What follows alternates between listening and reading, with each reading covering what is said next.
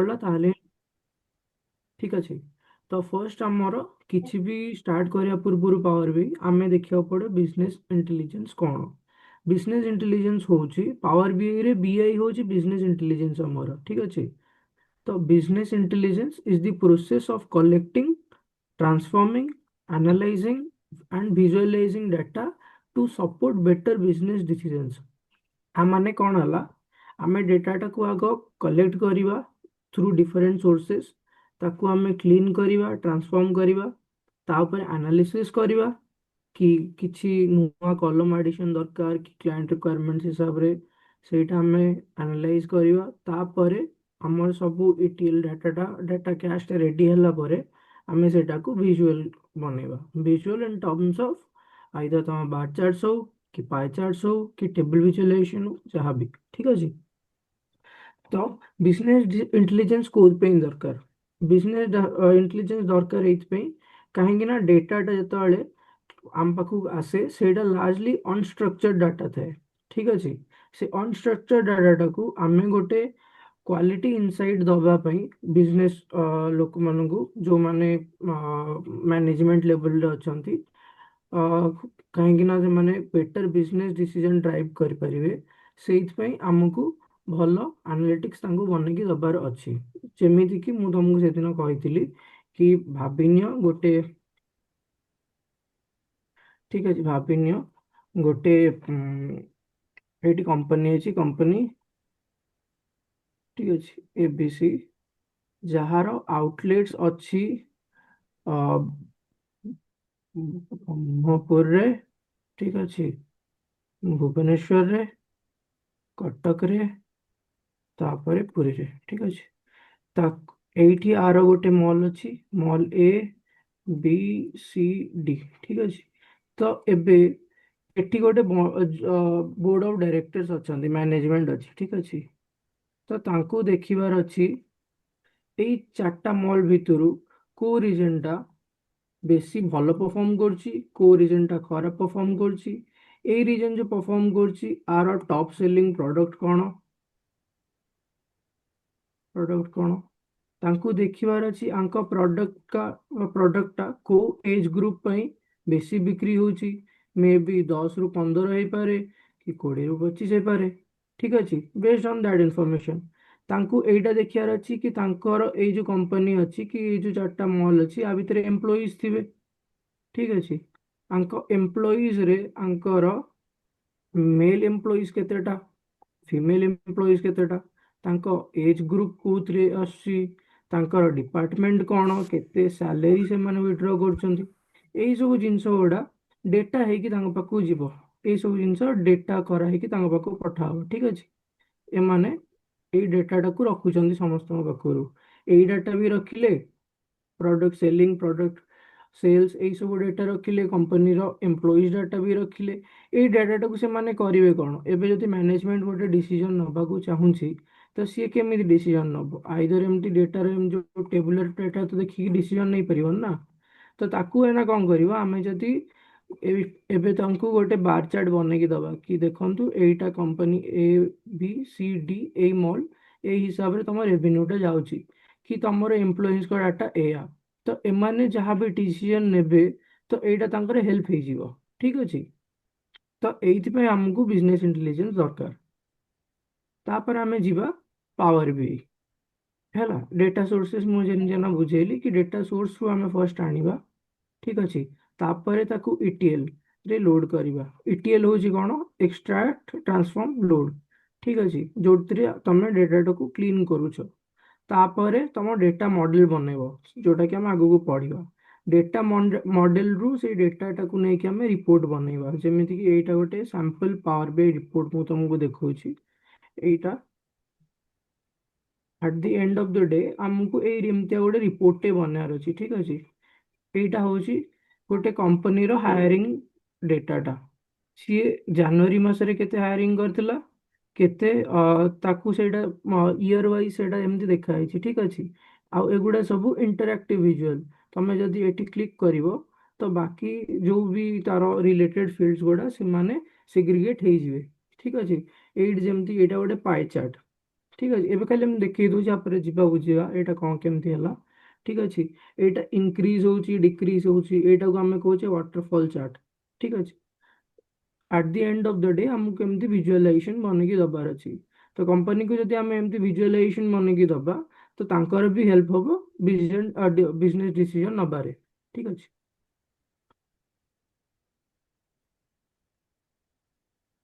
ତାପରେ power BI କ'ଣ?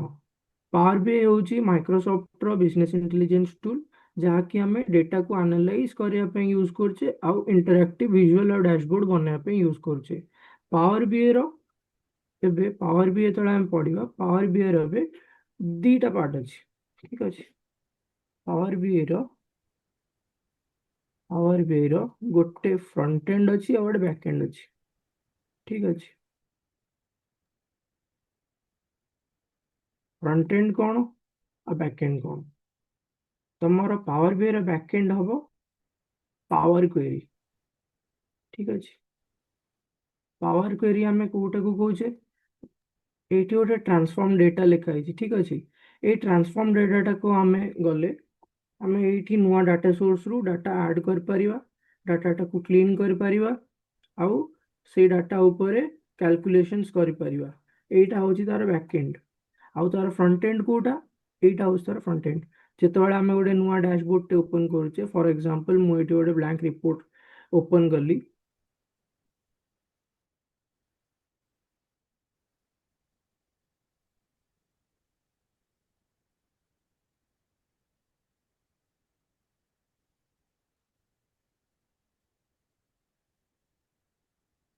ଏଇଟା ଯେତେବେଳେ ମୁଁ ଗୋଟେ ବ୍ଲାଙ୍କ ରିପୋର୍ଟଟେ ଓପନ୍ କଲି ଏଇଟା ହେଉଛି ତାର ଫ୍ରଣ୍ଟ ଏଣ୍ଡ ଆଉ ଏଇଟା ଟ୍ରାନ୍ସଫର୍ମ ଡେଟା ଯେତେବେଳେ ଆମେ କରିକି ପାୱାର କ୍ୱେରି ଭିତରକୁ ଯାଉଛେ ସେଇଟା ହେଇଯିବ ତାର ବ୍ୟାକ୍ ଏଣ୍ଡ। ଠିକ ଅଛି ତାପରେ ଆସିବ ଆମର ପାୱାର ବିଆଇ ର କମ୍ପୋନେଣ୍ଟସ୍ କ'ଣ? ପାୱାର ବିଆଇ ର କମ୍ପୋନେଣ୍ଟସ୍ ମାନେ ଏଇଟା ଇଣ୍ଟରଭ୍ୟୁରେ ପଚାରନ୍ତି କି ପାୱାର ବିଆଇ ର କମ୍ପୋନେଣ୍ଟସ୍ କେତେ ପ୍ରକାରର। ତ ଏଇଠି ଆମକୁ କ'ଣ ନା ଆମେ କାମ କରିବା ପାୱାର ବିଆଇ ଡେସ୍କଟପରେ। ଠିକ ଅଛି କିନ୍ତୁ ଆମେ ସେୟାର କରିବା ଆମ ରିପୋର୍ଟ ଡ୍ୟାସବୋର୍ଡ ମାନେ ଏଇଟା ତ ଫାଇଲ ବନେଇକି ମୁଁ ସେୟାର କରିପାରିବିନି ନା ଏକ୍ସେଲ ଫାଇଲ ତ ନୁହେଁ। ଠିକ ଅଛି କି ସିଏସଭି ଫାଇଲ ତ ନୁହେଁ। ପାୱାର ବିଆଇ ର ଫାଇଲ ସେଭ୍ ଯେତେବେଳେ ହୁଏ ସେଇଟା ଡଟ୍ ପିବିଏକ୍ସ ଫାଇଲ ତାକୁ କୁହନ୍ତି। ଠିକ ଅଛି ଡଟ୍ ପିବିଆଇଏକ୍ସ ଫାଇଲ। ଠିକ ଅଛି ତ ପାୱାର ବିଆଇ ର କମ୍ପୋନେଣ୍ଟ କ'ଣ? Power BI component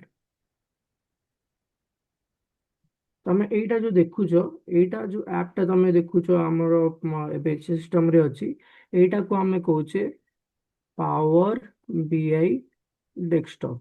okay power BI ର ଡେସ୍କଟପ କ'ଣ ର କାମ କ'ଣ? ଆମେ ଏଇଠି ଡେଭଲପମେଣ୍ଟ କାମ କରୁ। ଠିକ ଅଛି ଡେଭଲପମେଣ୍ଟ କାମ ଡେଭଲପମେଣ୍ଟ ୱାର୍କ ଆମେ ଏଇଠି କରୁ ପାୱାର ବିଆଇ ଡେସ୍କଟପରେ। କୋଉମାନେ ୟୁଜ୍ କରନ୍ତି? ଡେଭଲପମେଣ୍ଟରୁ ହିଁ ତମେ ଜାଣିପାରୁଥିବ ଡେଭଲପର୍ସ ୟୁଜ୍ କରନ୍ତି। ଠିକ ଅଛି ଡେଭଲପର୍ସ ୟୁଜ୍ କରନ୍ତି। କ୍ଲାଏଣ୍ଟ କି user power BI desktop use କରିବେନି ସେମାନେ ପାୱାର ବିଆଇ ସର୍ଭିସ ୟୁଜ୍ କରିବେ। ଠିକ ଅଛି ତାପରେ ଆମର ସେକେଣ୍ଡ ଆସିଯାଉଛି ପାୱାର ବିଆଇ ସର୍ଭିସ। କୋଉଥିପାଇଁ? ସେୟାରିଂ ପାଇଁ। ଠିକ ଅଛି ମନିଟରିଂ ପାଇଁ ଆଡମିନ୍ ରୋଲ ଯେତିକି ଥାଏ ତମର କାହାକୁ ଆକ୍ସେସ୍ ଦିଆହବ ସେଇ ରିପୋର୍ଟର କାହାକୁ ଆକ୍ସେସ୍ ଦିଆହବନି। ଠିକ ଅଛି ଆଉ ପବ୍ଲିଶିଂ ପାଇଁ ତମେ ରିପୋର୍ଟଟା ବନେଇଲ ମୁଁ ଏଇ ରିପୋର୍ଟଟା ବନେଇଲି। ଠିକ ଅଛି ମୁଁ ଏଇଟା ଏବେ ସୁଶାନ୍ତ ସାରଙ୍କ ସହିତ ସେୟାର କରିବି କେମିତି? ମୋ ସିଷ୍ଟମରେ ଅଛି ତାଙ୍କ ସିଷ୍ଟମକୁ ନବାକୁ ହେଲେ ମତେ ଏଇଟାକୁ ପବ୍ଲିଶ କରିବାକୁ ପଡିବ। ବିନା ପବ୍ଲିଶ କରିକି ମୁଁ ତାଙ୍କ ସହିତ ସେୟାର କରିପାରିବିନି। ତ ଏଇ ଯୋଉ ପବ୍ଲିଶଟା ମୁଁ କରିବି ସେଇଟା ମୁଁ ପାୱାର ବିଆଇ ସର୍ଭିସରେ କରିବି। ଫର ଏକ୍ଜାମ୍ପଲ ଏଇଠି ମୋର ଏଇଠିକି ଯିବି ପବ୍ଲିଶ କରିବା ପାଇଁ କିନ୍ତୁ ତମକୁ ଗୋଟେ ମାଇକ୍ରୋସଫ୍ଟର ୱାର୍କ ଇମେଲ ଆଇଡି ଦରକାର ଯୋଉଟା କି ମୁଁ ତମକୁ କହିବି କେମିତି କରିବାର ଅଛି।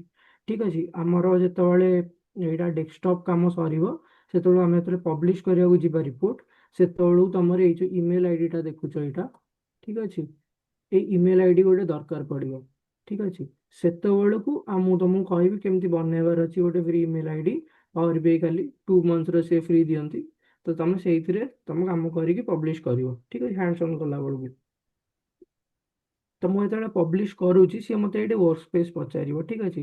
ତ ସର୍ଭିସରେ ଅଛି କିନ୍ତୁ ମୁଁ ଖାଲି ତମକୁ ଏଇଠି ଦେଖେଇ ଦେଉଛି କେମିତି କରିବାର ଅଛି।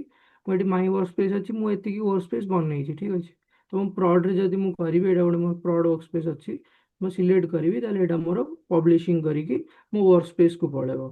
ତ ୱାର୍କ ସ୍ପେସ୍ରେ ମୁଁ ତାପରେ ଯାଇକି ସେଇଟା ମୁଁ ଗୋଟେ ଲିଙ୍କ ମିଳିଯିବ, ୟୁଆରଏଲ୍ ଗୋଟେ ମିଳିଯିବ ତା ପାଇଁ, ଯୋଉଟା କି ମୁଁ ସୁଶାନ୍ତ ଭାଇଙ୍କୁ ସେୟାର କରିପାରିବି, ଠିକ୍ ଅଛି। ଏନା ମୁଁ ଯଦି ଏନା ମୋର ୱାର୍କ ସ୍ପେସ୍ ଖୋଲିବି, ଗୋଟେ ମିନିଟ୍, ଓକେ, ଠିକ୍ ଅଛି। ୱାର୍କ ସ୍ପେସ୍ ଖୋଲିବା ପାଇଁ ତମକୁ ଏଇଥିରେ ଲଗ୍ଇନ୍ କରିବାକୁ ପଡ଼ିବ, କୋଉଥିରେ, app.powerbi.com, ଠିକ୍ ଅଛି। ଏତିକି ତମକୁ ଲଗ୍ଇନ୍ କରିବାକୁ ପଡ଼ିବ। ଏଇଟା ଧର ୱେବସାଇଟ୍ର ନା app.powerbi.com। ତମେ ଯେତେବେଳେ app.powerbi.com କରିବ ତମର ୱାର୍କ ଇମେଲ୍ ଆଇଡି ସହିତ, ତାପରେ ଯାଇ ତମେ ଏଇଟା ପାଇଯିବ। ୱାର୍କ ସ୍ପେସେସରେ ମୁଁ ଯଦି ନା ପ୍ରଡକୁ ଆସିବି, ପ୍ରଡରେ ମୋର ଏଠି ଲେଖା ହେଇଛି human resource sample PPX file, ଠିକ୍ ଅଛି। କିନ୍ତୁ ତମର ଏଠି କ୍ୱେଶ୍ଚିନ୍ ରହିବ ନା କି ସାର୍ ଆପଣ ତ ଗୋଟିଏ ଫାଇଲ୍ ପବ୍ଲିଶ କଲେ ହ୍ୟୁମାନ୍ ରିସୋର୍ସର ସାମ୍ପଲ୍ର, ଦୁଇଟା ଫାଇଲ୍ କେମିତି ହେଇଗଲା? ତ ଆର ଆନ୍ସର ହେଉଛି କ'ଣ, ପାୱାର ବିଆଇରେ କ'ଣ, ମୁଁ ଯେତେବେଳେ କିଛି ବି ପବ୍ଲିଶ କରୁଛି ସିଏ ରିପୋର୍ଟଟାକୁ ସ୍ପ୍ଲିଟ୍ କରିଦେଉଛି, ଠିକ୍ ଅଛି।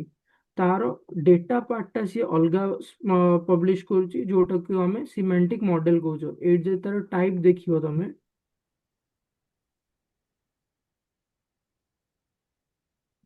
ହଁ, ଆର ଯଦି ଟାଇପ ତମେ ଦେଖିବ, ଏଥିରେ ସିମାଣ୍ଟିକ୍ ମଡେଲ ଲେଖା ହେଇଛି। ସିମାଣ୍ଟିକ୍ ମଡେଲ ଡାଟା ସେଟ୍, ସେଇଟା ଆଗକୁ ପଢିବା, ଏବେ ଖାଲି ଦେଖଉଛି। ଆଉ ତାର ରିପୋର୍ଟ ଫାଇଲଟା ହଉଛି ଯୋଉଟା ଆମେ DXP କହୁ, ସେଇଟା ହଉଛି ମୋର ଏଇ ଫାଇଲଟା ରିପୋର୍ଟ। ତ ସିଏ କ'ଣ କଲା, ସେଟାକୁ ସ୍ପ୍ଲିଟ୍ କରିଦେଲା ଦିଟାରେ।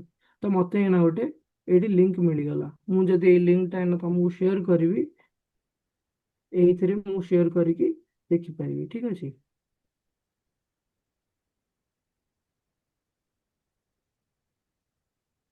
ଓକେ, ହଁ, ମୁଁ ଯଦି ଏଇନା ଏଇଟାକୁ ସେୟାର କରୁଛି ନା, ହଁ, ଯଦି ଏଇଟା ସେୟାର କରିବି ତମ ସହିତ, ଏମିତି ଲିଙ୍କ ବନେଇକି ମୁଁ ତମ ସହିତ ସେୟାର କରିପାରିବି କି ମୁଁ ଏଇନା ଗୋଟେ ଡ୍ୟାସବୋର୍ଡ ବନେଇଛି ଆପଣଙ୍କ ପାଇଁ, ଆପଣ ଦେଖିପାରନ୍ତୁ। କିନ୍ତୁ ଏବେ ତମମାନେ ଏଇଟା ଦେଖିପାରିବନି, ଯେହେତୁ ତମ ପାଖରେ ୱାର୍କର ମେଲ୍ ଆଇଡି ନାହିଁ। ଯେବେ ମିଳିଯିବ ତମେ ସେତେବେଳେ ଏଇଟା ରିପୋର୍ଟଟା ଦେଖିପାରିବ, ଠିକ୍ ଅଛି। ହଁ, ଠିକ୍ ଅଛି। ଏ ଯାଏଁ କିଛି ଡାଉଟ୍ ଅଛି?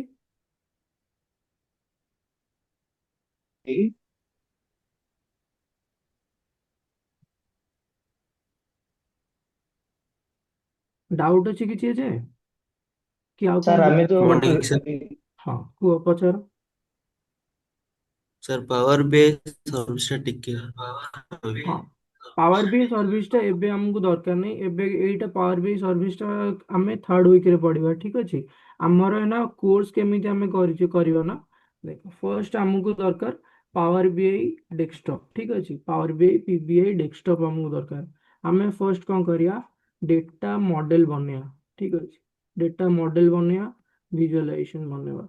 ତାପରେ ବନେଇବା ପାଇଁ ଆମକୁ ଡ୍ୟାକ୍ସ ଦରକାର, ଯୋଉଟା କି ଆମେ କହୁଛେ ଡାଟା ଆନାଲିସିସ୍ ଏକ୍ସପ୍ରେସନ୍, ଠିକ୍ ଅଛି। ଡାଟା ଆନାଲିସିସ୍ ଏକ୍ସପ୍ରେସନ୍ ଶିଖିଲା ପରେ ଯାଇକି ଆମେ ଡାଟା ମଡେଲଟା ବନେଇ ପାରିବା।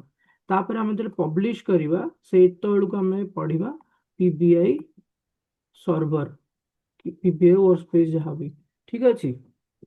ଏଇଟା ହଉଛି ୱିକ୍ 3ରେ ଆସିବ। ତ ଏବେ ଯଦି ମୁଁ ଏଇନା ତମକୁ ଏଇନା କହୁଛି, ତ ତମେ ବେକାରଟାରେ କନଫ୍ୟୁଜ ହବ, ଠିକ୍ ଅଛି। ଖାଲି ମୁଁ ଏଇଟା କହିଦଉଛି କି ଆମେ ଫର୍ଷ୍ଟ ଆମର PBI ଡେସ୍କଟପ୍ ଆସିବ, ତାପରେ PBI ସର୍ଭର ଆସିବ, ତାପରେ ଥର୍ଡ ଯିବ ଏଇଟା ୟୁଜର ମାନଙ୍କ ପାଖକୁ, ଠିକ୍ ଅଛି। ଭାବିନିଅ ଏଇଟା ତମେ ପ୍ରଡକ୍ସନରେ ଡିପ୍ଲୟ ଯେତେବେଳେ କରୁଛ, ଭାବିନିଅ ତମର ଦିଟା ସର୍ଭର ଅଛି, ଗୋଟେ ଡେଭଲପମେଣ୍ଟ ସର୍ଭର ଅଛି, ଗୋଟେ ତମର ପ୍ରଡକ୍ସନ ସର୍ଭର ଅଛି। ତମେ କାମ କରୁଛ ଡେଭଲପମେଣ୍ଟରେ, ସେୟାର କୋଉଥିରେ କରିବ, ପ୍ରଡକ୍ସନ ଡାଟାଟାକୁ ସେୟାର କରିବ। ସେ ସେୟାର ଯେତେବେଳେ କରିବ, ତମେ ସେଇଟା କ୍ଲାଏଣ୍ଟକୁ ଯେତେବେଳେ ସେୟାର କରୁଛ, ସେଇଟା ତମେ ପବ୍ଲିଶ କରିବାକୁ ପଡ଼ିବ। ପବ୍ଲିଶ କେମିତି କରିବ, ସେଇଟା ପାୱାର ବିଆଇ ୱର୍କସ୍ପେସରେ ପବ୍ଲିଶ କରିବ, କି ପାୱାର ବିଆଇ ସର୍ଭରରେ ଏଇଠି ପବ୍ଲିଶ କରିବ, ଠିକ୍ ଅଛି। ଏଇ ଜିନିଷଟା ଏନା କ'ଣ, ଏବେ କହିଲେ ତମେ କନଫ୍ୟୁଜ ହେଇଯିବ, ତ ମୁଁ ଏଇଟା କହୁନି। ତ ଫର୍ଷ୍ଟ ଏନା ଆମେ କ'ଣ କଭର କରିବା, ଆମେ ଏନା କଭର କରିବା ପାୱାର ବିଆଇ ଡେସ୍କଟପ୍, ଠିକ୍ ଅଛି। ତାପରେ ଆମେ ପାୱାର ବିଆଇ ସର୍ଭିସ ଆଡ଼େ ଯିବା। खाली किंतु पावर बी डेस्कटॉप पढ़िବା ପାଇଁ खाली ଗୋଟେ ଏମିତି ଓଭରଭ୍ୟू ଦରକାର ସର୍ଭିସର, ଯୋଉଟା କି ମାନେ ତମକୁ କହିଦେଲି। ଠିକ ଅଛି, କିଛି ଡାଉଟ ନା? ସାର୍ ଏବେ ଯୋଉ ଆପଣ ଲିଙ୍କ ଯୋଉ ପଠେଇଲେ ଯୋଉ ଇଏ ମାନେ ଜଣଙ୍କୁ ପଠେଇବା ପାଇଁ, ହୁଁ ତ ହୁଁ। ସେଇଟା ଏତେ ବଡ ଅଛି, ଆମେ ସେଇଟା ରିନେମ୍ କରିପାରିବା କି? ନା, ରିନେମ୍ କରିପାରିବନି ତମେ ସେଇଟା। ତମେ ଡ୍ୟାସବୋର୍ଡ ଟାକୁ ରିନେମ୍ କରିପାରିବ। ମୁଁ ଚାହିଁଲେ ଏଇ ଯୋଉ ଡ୍ୟାସବୋର୍ଡ ଟା ମୁଁ ପବ୍ଲିଶ କରିଛି ନା, ଠିକ ଅଛି, ମୁଁ ଏଇ ଡ୍ୟାସବୋର୍ଡ ଟାକୁ ରିନେମ୍ କରିପାରିବି। ଠିକ, କିନ୍ତୁ ମୁଁ ସେଇଟା ଏଇ ଯୋଉ ଲିଙ୍କ ଟାକୁ ରିନେମ୍ କରିପାରିବିନି। ଠିକ ଅଛି, ତମେ ଗୁଗୁଲ ଡଟ୍ କମ୍ ଟାକୁ କଣ ରିନେମ୍ କରିପାରିବ କି? ତମର ଗୋଟେ ୟୁଆରଏଲ ସେଟା ସିଷ୍ଟମ ଜେନେରେଟେଡ୍ ହବ ନା, ତ ତମେ ସେଟା ସେଥିପାଇଁ ରିନେମ୍ କରିପାରିବନି। ମୁଁ ନା ଚାହିଁଲେ ଏଇ ଡ୍ୟାସବୋର୍ଡ ଟାକୁ ରିନେମ୍ କରିପାରିବି। ଠିକ ଅଛି, ମୁଁ ଦେଖ ଡ୍ୟାସବୋର୍ଡ ଟା ମୁଁ ରିନେମ୍ କରିଦେଲି, ସେଇଟା କରିପାରିବି ମୁଁ। କିନ୍ତୁ ଏ ଲିଙ୍କଟାକୁ ମୁଁ, କାହିଁକିନା ଲିଙ୍କଟା ତାର କଣ, ତାର ଆଡ୍ରେସଟା ନା, ତା ଆଡ୍ରେସ ଚେଞ୍ଜ କରିଦେଲେ ତମ ୟୁଆରଏଲ ଯଦି ମୁଁ ଏଇଠି ଗୋଟେ କ୍ୱେଶ୍ଚିନ୍ ମାର୍କ ବି ହଟେଇଦେବି, ଲିଙ୍କଟା ବ୍ରେକ୍ କରିଯିବ। ଠିକ ଅଛି, ଲିଙ୍କ ଆମେ ଚେଞ୍ଜ କରିପାରିବାନି, ଦ୍ୟାଟ୍ ଇଜ କନଷ୍ଟାଣ୍ଟ ଓନଲି। ଆମେ ଡ୍ୟାସବୋର୍ଡର ନାଁ ଚେଞ୍ଜ କରିପାରିବା। ଠିକ ଅଛି, ଆଉ କଣ?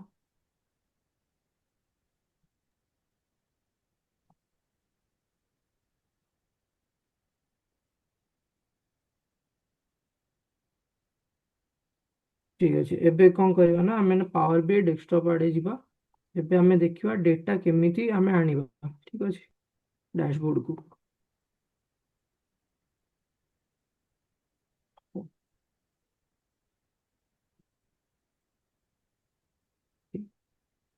ତ ଏଇଟା ତମେ ଯୋଉ ଦେଖୁଛ, ଏଇଟା ତମେ ଯେତେବେଳେ ପାୱାର ବି ଓପନ କରିବ ନା ନିଜ ନିଜ ସିଷ୍ଟମରେ, ତମେ first you will be navigating to this page. ଯଦି ଏଇ ପେଜକୁ ତମେ ଆସୁନ, ତାହେଲେ ତମେ ଏଇ ପେଜରେ ଥିବ।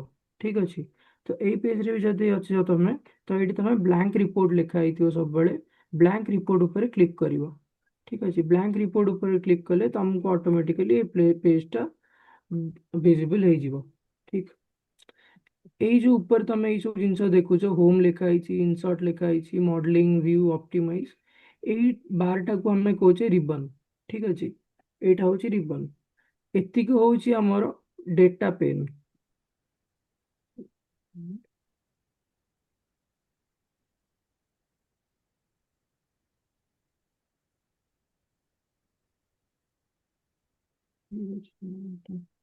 ସେୟାର କରୁଛି, ଦେଖ। ତାହେଲେ ବୁଝ, ଯେଟା ତମେ ରେଫରେନ୍ସ ପାଇଁ ଦେଖିପାରିବ। କପି ହବ ଏଠି, ଠିକ ଅଛି, ଏଇଠି ମୁଁ ବୁଝେଇଦେବି।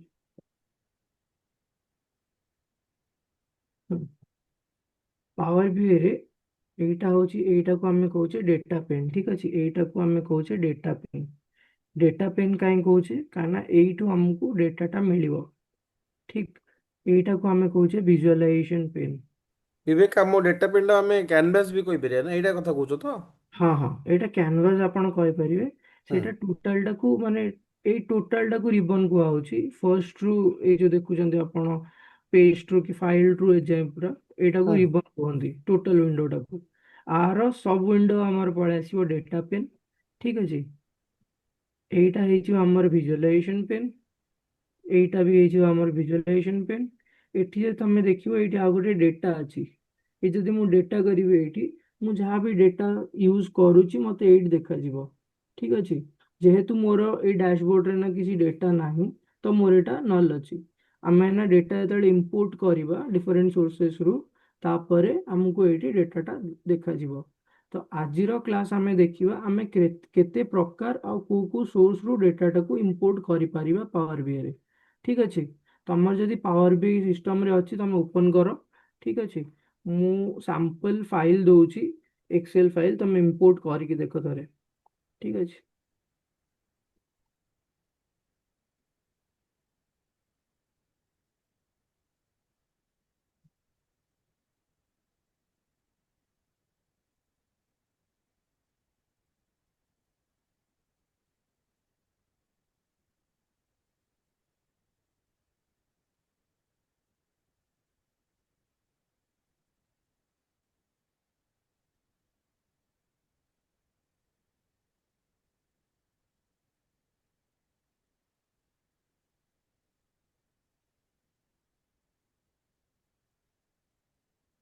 ଠିକ ଅଛି, ଏଇ ଯୋଉ ମୁଁ ଛଅଟା ଫାଇଲ ପଠେଇଛି, ଏଇଟା CSV ଫର୍ମାଟରେ ଅଛି।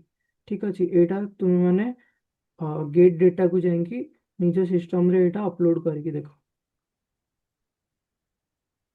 ମୁଁ କରିକି ଦେଖୁଛି ଏଇଠି ତମେ ଯେତେବେଳେ ଗେଟ୍ ଡେଟା କୁ ଆସିବ ଦେଖ ଫର୍ଷ୍ଟ ଅଫ୍ ଅଲ୍ ଆମ ପାଖରେ ଡେଟା ନାହିଁ ଏନା ଆମକୁ କିଛି ବି କାମ ଷ୍ଟାର୍ଟ କରିବା ପାଇଁ ଡେଟା ଦରକାର ସେ ଡେଟାଟା ଆମେ ଡିଫରେଣ୍ଟ ସୋର୍ସେସରୁ ଆଣିପାରିବା ଠିକ୍ ଅଛି ପାୱାର ବିଆଇରେ ବହୁତ ସାରା ସୋର୍ସେସ୍ ଆମକୁ ଦିଆହେଇଛି ଡେଟା ରିଟ୍ରିଭ୍ କରିବା ପାଇଁ ଯେମିତିକି ଏକ୍ସେଲ ହେଇଗଲା CSV ହେଇଗଲା ଜେସନ୍ ଫାଇଲ୍ ହେଇଗଲା ଆଉ ଆପଣଙ୍କର ଲାଇଭ୍ ଡାଟା କନେକ୍ସନ୍ ହେଇଗଲା ଯେମିତି SQL ସର୍ଭର ହେଇଗଲା ଠିକ୍ ରେଡସିଫ୍ଟ ହେଇଗଲା ତାପରେ ତମେ ଡାଇରେକ୍ଟ ୱେବରୁ ବି କରିପାରିବ ଇଣ୍ଟରେଷ୍ଟିଂ ଜିନିଷଟା ଯେବେ ଏବେ କହିବି ତମକୁ ତାପରେ ତମର ସ୍ମାର୍ଟ ସିଟ୍ ହେଇଗଲା ଏଇଟା ଏଣ୍ଟରପ୍ରାଇଜ ଲେଭେଲରେ ୟୁଜ୍ ହୁଏ ତାପରେ ସେୟାର ପଏଣ୍ଟ ଶୁଣିଥିବ ତମେ ସେୟାର ଲିଷ୍ଟରେ ଆମେ ବି ଡେଟା ରିଟ୍ରିଭ୍ କରିପାରିବା ଠିକ୍ ଅଛି ଏତେ ସବୁ ଜିନିଷ ଟାଇପ୍ରୁ ଆମେ ଡେଟାଟାକୁ ଆମ ପାୱାର ବି ଡ୍ୟାସବୋର୍ଡକୁ ଆଣିପାରିବା ଫର୍ ଏକ୍ଜାମ୍ପଲ୍ ମୋତେ ନା जो ମୁଁ ତମକୁ ଏକ୍ସେଲ ଫାଇଲଟା ସେୟାର କଲି ମୋତେ ସେମ୍ ସେଇ CSV ଫାଇଲଟା ମୋତେ ନା ଏଇ ଡେଟା ଭିତରକୁ ଆଣିବାର ଅଛି ତ ମୁଁ ଏଇଠି ଗେଟ୍ ଡାଟା ମାରିବି ଗେଟ୍ ଡାଟା ଉପରେ କ୍ଲିକ୍ କଲି ମୁଁ ମୋରକୁ ଯିବି ଠିକ୍ ଅଛି ମୁଁ ଏଇଠି ଟେକ୍ସଟ CSV ଲେଖା ହେଇଛି ଆଉ ଏଇଟା ମନେ ରଖିବ ଯେତେବେଳେ ତମେ ଏକ୍ସେଲ ଫାଇଲ ଇମ୍ପୋର୍ଟ କରୁଛ ତ ଏକ୍ସେଲ ୱାର୍କବୁକ୍ ମାରିବ ଆଉ ଯେତେବେଳେ CSV ଫାଇଲ ଇମ୍ପୋର୍ଟ କରୁଛ ତ CSV ମାରିବ ଯଦି ତମେ CSV ମାରିକି ଏକ୍ସେଲରେ ରିଟ୍ରିଭ୍ କରିବାକୁ ଚାହୁଁଛ ତମକୁ CSV ଫୋଲ୍ଡର ଦେଖାଯିବନି ଠିକ୍ ଅଛି ତମେ ଏଇଟା CSV ମାରିବି ଆଉ ଗୋଟେ ୱେରେ ବି ମୁଁ ଇମ୍ପୋର୍ଟ କରିପାରିବି ମୋର ଯଦି ଗୋଟେ ସବୁ ଯାକ CSV ଫାଇଲ୍ କି ମୋର ଏକ୍ସେଲ ସିଟ୍ ଗୋଟିଏ ଫୋଲ୍ଡରରେ ଅଛି ତ ମୁଁ ଏଇଠି କ'ଣ କରିବି ନା ଫୋଲ୍ଡର ମାରିବି ତାପରେ କନେକ୍ଟ କରିବି ଠିକ୍ ଅଛି ଫୋଲ୍ଡର ମାରିକି କନେକ୍ଟ କଲେ ସିଏ ମୋତେ ବ୍ରାଉଜ୍ ପାଥ୍ ପଚାରିବ ତ ମୋ ସିଷ୍ଟମରେ ଯୋଉଠି ବି ସେ ଫୋଲ୍ଡରଟା ଥିବ ମୁଁ ସେଇଟାକୁ ଏଇଠି ସିଲେକ୍ଟ କରିକି ସେଇଟାକୁ ଇମ୍ପୋର୍ଟ କରିପାରିବି ଠିକ୍ ଅଛି वो व्हाट्सएप राहिले की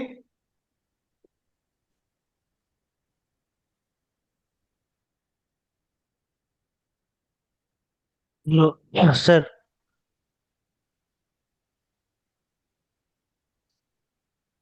ଠିକ୍ ଅଛି ଏବେ ଯାଏଁ କିଛି ଡାଉଟ୍ ଡେଟା କେମିତି ଆଣିବା ଗେଟ୍ ଡାଟାରେ କିଛି ଡାଉଟ୍ ଅଛି ଆଗକୁ ଯିବା ଅଲଗା ଡେଟା ପାଖକୁ ବି ଯିବା କେମିତି ଲାଇଭ୍ ଡାଟା ଆଣିବା ସେଇଟା ଯିବା କିନ୍ତୁ ଏବେ ଯାଏଁ କିଛି ଡାଉଟ୍ ଅଛି ସାର୍ ସେଇଟା ଫାଇଲରୁ ଡାଟା ଗେଟ୍ କଲେ ସବୁ ଯାକ ଇମ୍ପୋର୍ଟ ହବ କି ହଁ ଏକ୍ସେଲ ସବୁ ଯାହା ଯଦି ହଁ ଫୋଲ୍ଡର ଯଦି ତମେ କରୁଛ ଧରିଦିଅ ସେ ଫୋଲ୍ଡର ଭିତରେ ମୋର 5ଟା ଏକ୍ସେଲ ସିଟ୍ ଅଛି 5ଟା ଏକ୍ସେଲ ସିଟ୍ ଇମ୍ପୋର୍ଟ ହେଇଯିବ କିନ୍ତୁ ସେଇଟା କେତେବେଳେ କେତେବେଳେ ପ୍ରୋବ୍ଲେମ୍ କ୍ରିଏଟ୍ କରେ ତାଠୁ ଭଲ ଇଣ୍ଡିଭିଜୁଆଲି ଲୋଡ୍ କରିବ ଇଣ୍ଡିଭିଜୁଆଲି ଲୋଡ୍ କଲେ କ'ଣ ସେଇଟା ସେପାରେଟ୍ ହେଇକି ରହିବ ଆଉ ତମକୁ କାମ କରିବାକୁ ବି ସୁବିଧା ହବ ଠିକ୍ ଅଛି ଓକେ ସାର୍ ହଁ ତ ଏବେ ତମେ ଯେତେବେଳେ ମୋର୍ କରିବ ତମକୁ ଏଇଠି ଟୋଟାଲ ଯେତେଟା ବି ଡେଟା ତମ ଡେଟା ସୋର୍ସ ଅଛି କନେକ୍ସନ ପାଇଁ ତମେ ଦେଖ କେତେ ଅଛି ମୋର ଦେନ୍ 100+ ଡେଟା ସୋର୍ସେସରୁ ତମେ କନେକ୍ଟ କରିପାରିବ ଠିକ୍ ଅଛି ଏଇଟା ଅଲ୍ ଫାଇଲରୁ କେମିତି କନେକ୍ଟ କରିବ ତମ ସିଷ୍ଟମ ଫାଇଲ ତମେ ଏକ୍ସେଲ ୱାର୍କବୁକ୍ ରୁ କନେକ୍ଟ କରିପାରିବ text.csv ରୁ କନେକ୍ଟ କରିପାରିବ XML ରୁ JSON ଫୋଲ୍ଡର ଡାଇରେକ୍ଟ PDF ନହେଲେ SharePoint ଫୋଲ୍ଡର ଯଦି ତମର ଏଣ୍ଟରପ୍ରାଇଜ ଆକାଉଣ୍ଟ ଅଛି ତାପରେ ଡେଟା ବେସ୍ରୁ ତମେ କନେକ୍ଟ କରିପାରିବ ଠିକ୍ ଅଛି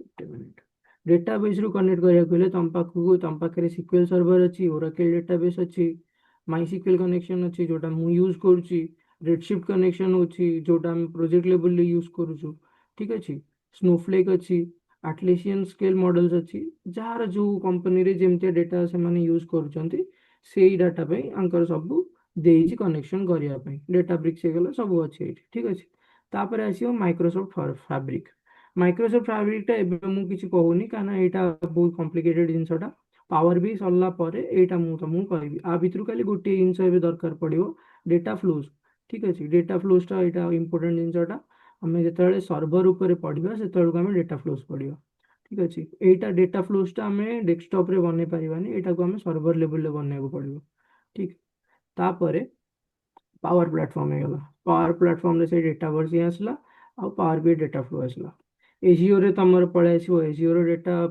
ସିକ୍ୱେଲ ଡାଟାବେସ୍ ପଳେଇ ଆସିବ ସିନାପ୍ସ ପଳେଇ ଆସିବ ନହେଲେ ତମର ଏଜିଓର ଡେଟା ଲେକ୍ ଗୋଟେ କୁହନ୍ତି ଡେଟା ଲେକ୍ ପଳେଇ ଆସିବ ଅନଲାଇନ୍ ସର୍ଭିସରେ ତମର ସେମିତି ଏଗୁଡ଼ା ସବୁ ଏଣ୍ଟରପ୍ରାଇଜ ଲେଭେଲରେ ୟୁଜ୍ ହୁଏ ଯେମିତିକି SharePoint ଲିଷ୍ଟ ହେଇଗଲା ସେଲ୍ସଫୋର୍ସ ରିପୋର୍ଟ ହେଇଗଲା ଏଇ ସବୁ ଜିନିଷ ଏଣ୍ଟରପ୍ରାଇଜ ଲିଷ୍ଟରେ ୟୁଜ୍ ହୁଏ। ODBC କନେକ୍ସନ ହେଇଗଲା, ଏଇ ସବୁ ଜିନିଷ ସ୍ମାର୍ଟ ସିଟ୍ ହେଇଗଲା, ଏଇ ସବୁ ଜିନିଷ ଏଣ୍ଟରପ୍ରାଇଜ ଲେଭେଲରେ ୟୁଜ୍ ହୁଏ। ଠିକ ଅଛି, ଏଇଟା ଏତେ ଦରକାର ପଡ଼େନି, ଏଇଠୁ ଆମେ ଲିମିଟେଡ ଜିନିଷ ହିଁ ଆଣୁ। ହଁ, କିଛି କିଛି କମ୍ପାନୀରେ ସ୍ମାର୍ଟ ସିଟ୍ର ବେଶୀ ୟୁଜେସ୍ ଥାଏ। ଠିକ ଅଛି, ସ୍ମାର୍ଟ ସିଟ୍ଟା କିନ୍ତୁ ସେତେ କମ୍ପ୍ଲିକେଟେଡ କିଛି ନୁହଁ, ସେ ଜଷ୍ଟ ତାଙ୍କର ଗୋଟେ ଲିଙ୍କ ଦେଇଥିବେ, ସେ ଲିଙ୍କଟା ତମେ ସେଇଠି କପି ପେଷ୍ଟ କରିଦେଲେ ସେ ସ୍ମାର୍ଟ ସିଟ୍ର ଡାଟାଟା ପଳେଇ ଆସିବ। ଅଦରରେ ଆମେ ଦେଖିଲେ ଏଠି ଗୋଟେ ଇଣ୍ଟରେଷ୍ଟିଂ ଜିନିଷ ଅଛି, ୱେବ୍। ଠିକ ଅଛି, ୱେବ୍ରୁ ବି ଆମେ କରିପାରିବା। ୱେବ୍ରୁ କେମିତି ଜାଣିବା ମୁଁ କହିବି। ଠିକ, ଏବେ ମୁଁ ଯଦି ନା ଫାଇଲକୁ ଯିବି, ଫାଇଲରେ ଯାଇକି ମୁଁ ଫାର୍ଷ୍ଟ ଗୋଟେ CSV ଟେ ଇମ୍ପୋର୍ଟ କରୁଛି। Okay, open.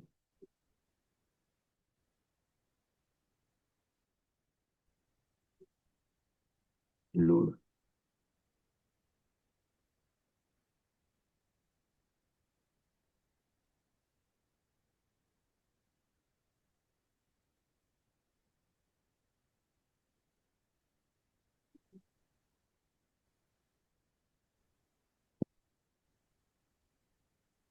ଠିକ ଅଛି, ଯୋଉଟା ପୂର୍ବରୁ ଖାଲି ଥିଲା ଏବେ ଦେଖ ସେଇ ଫାଇଲଟା ପଳେଇ ଆସିଛି ମୋ ପାଖକୁ ଡିମ୍ ଡେଟ୍ କରିକି। ଡିମ୍ ଡେଟ୍ ମାନେ ଡାଇମେନସନ ଡେଟ୍, ସେଟା ମୁଁ ଆଗକୁ ନା ପଢିବି ଡିମ୍ ଡେଟ୍ କଣ। ଠିକ ଅଛି, ତ ଏବେ ଦେଖ ଏଇଟା ଆମେ ଆଣିଲେ, କୋଉଥିରୁ ଆଣିଲେ? CSV ରୁ ଇମ୍ପୋର୍ଟ କରିକି ଆଣିଲେ। ଏବେ ଆମେ ଆଉ ଗୋଟେ ନୂଆ ୱେରୁ ଆଣିବା ଡେଟାଟେ। ଆମେ ଏଥର ମାଇ ସିକ୍ୱେଲ ସର୍ଭରରୁ ମୁଁ ଆଣିବି। ମୋ ପାଖରେ ସେଇଟା ତାର ସର୍ଭର ଅଛି ମୋ ପାଖରେ, ମୁଁ ସେଇଠୁ ଆଣିବି ଆମେ ମାଇ ସିକ୍ୱେଲ ଡେଟାବେସ୍। ଠିକ, ମୋ ସର୍ଭର ନେମ୍ ଦେବେ ଏଠି ଲୋକାଲ ହୋଷ୍ଟ। ମତେ ଖବର ଅଛି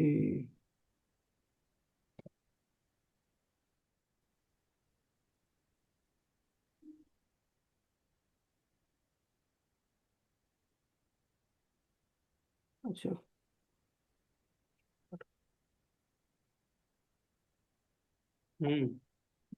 ପିଲାମାନେ ତମେ ସେଇଟା ଦେଖୁଥାଅ, ଯୋଉ ସାର୍ ଯୋଉଟା ପଠେଇଛନ୍ତି ତମକୁ, ଆଉ ମୁଁ ବି ଯୋଉଟା ପଠେଇଛି, ସେଇଟା ତମେ ନିଜ ସିଷ୍ଟମରେ ସେଇ ଫାଇଲ ଗୁଡ଼ା ଅପଲୋଡ କରିକି ଦେଖ। ଠିକ ଅଛି, ଏବେ ପାଇଁ CSV ରୁ କର, ତାପରେ ମୁଁ କହୁଛି।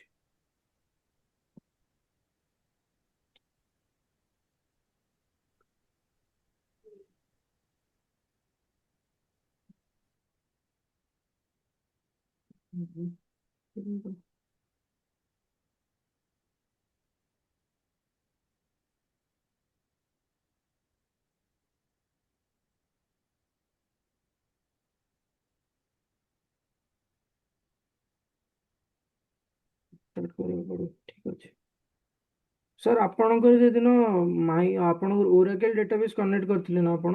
ହଁ ହଁ ମୁଁ କରିଥିଲି। ସେଇଟା ଟିକେ ଓପନ କରିକି ଦେଖୁନାହାନ୍ତି। ଓରାକଲ ଡେଟାବେସ୍ ତ? ହଁ ହଁ ହଁ, ମୁଁ ଦେଖେଇଦେବି ପିଲାଙ୍କୁ କ୍ଲାସ୍, କିଛି ଠିକ ଅଛି ୱରି ନାହିଁ। ଠିକ ଅଛି। ତମେ ସିକ୍ୱେଲ ମୁଁ ସର୍ଭର କନେକ୍ଟ କର। ହଁ ହଁ, ମୋର କଣ ହେଇଛି ନା ସାର୍, ଏଇଟା ମୁଁ ସେଦିନ ଯୋଉ କରିଥିଲି ମୁଁ ଡେମୋ କ୍ଲାସରେ, ଆଜି କଣ ହେଇଛି ଏଇଟା ରିଷ୍ଟାର୍ଟ ପାଇଁ ମାଗୁଛି, ହଉ ସେଇଥିପାଇଁ ଦ୍ୟାଟ୍ସ ଫାଇନ୍, ସେଟା। କିଛି ଅସୁବିଧା ନାହିଁ। ନେକ୍ସଟ କ୍ଲାସରେ କଭର କରିବା। ମୁଁ ଏଠି ଦେଖେଇଦେବି ପିଲାମାନଙ୍କୁ ଠିକ ଅଛି ଠିକ ଅଫଲାଇନରେ। ଅଛି, ମୁଁ ଦେଖେଇ ଦଉଛି ସେଇଟା, ନେକ୍ସଟ କ୍ଲାସରେ ମୁଁ ଦେଖେଇଦେବି ସିକ୍ୱେଲ ସର୍ଭର ସହିତ କନେକ୍ଟ କରିକି। ହଁ ହଁ। ଦେଖିବା ଯଦି ହେଇଗଲା ତ ଭଲ କଥା।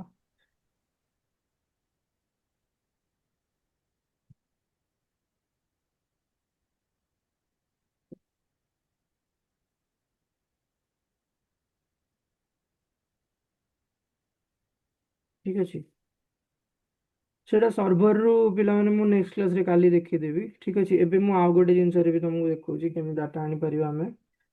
ଏବେ ମୁଁ ଏଇନା ଚାହିଁବି ଗୋଟେ ୱେବରୁ ମୁଁ ଆଣିବାକୁ ଚାହୁଁଛି। ଏଇଟା ଦେଖୁଛ ୱେବ ଲେଖା ହେଇଛି, ତ ମୁଁ ଏଇନା ଯିବି କ୍ରୋମକୁ, ହେଲା। କ୍ରୋମକୁ ମୁଁ ଗଲି, ଆଉ ମୁଁ ଏଠି ସର୍ଚ୍ଚ କରିବି ନା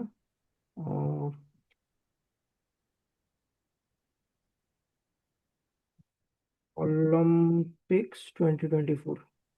ଠିକ ଅଛି, ମାନେ ୱିକିପିଡ଼ିଆ ପେଜକୁ ପଳେଇଲି ଏଠି। ଠିକ ଅଛି, ମତେ ଖାଲି ଏବେ ଲିଙ୍କଟା କପି କରିବାର ଅଛି। ଲିଙ୍କଟା କପି କଲି ମୁଁ, ଆହୁରି ବି ଭିତରକୁ ଆସିଲି। ଏବେ ମୁଁ ଅଦରକୁ ଗଲି, ୱେବକୁ ଗଲି, କନେକ୍ଟ କରିବି।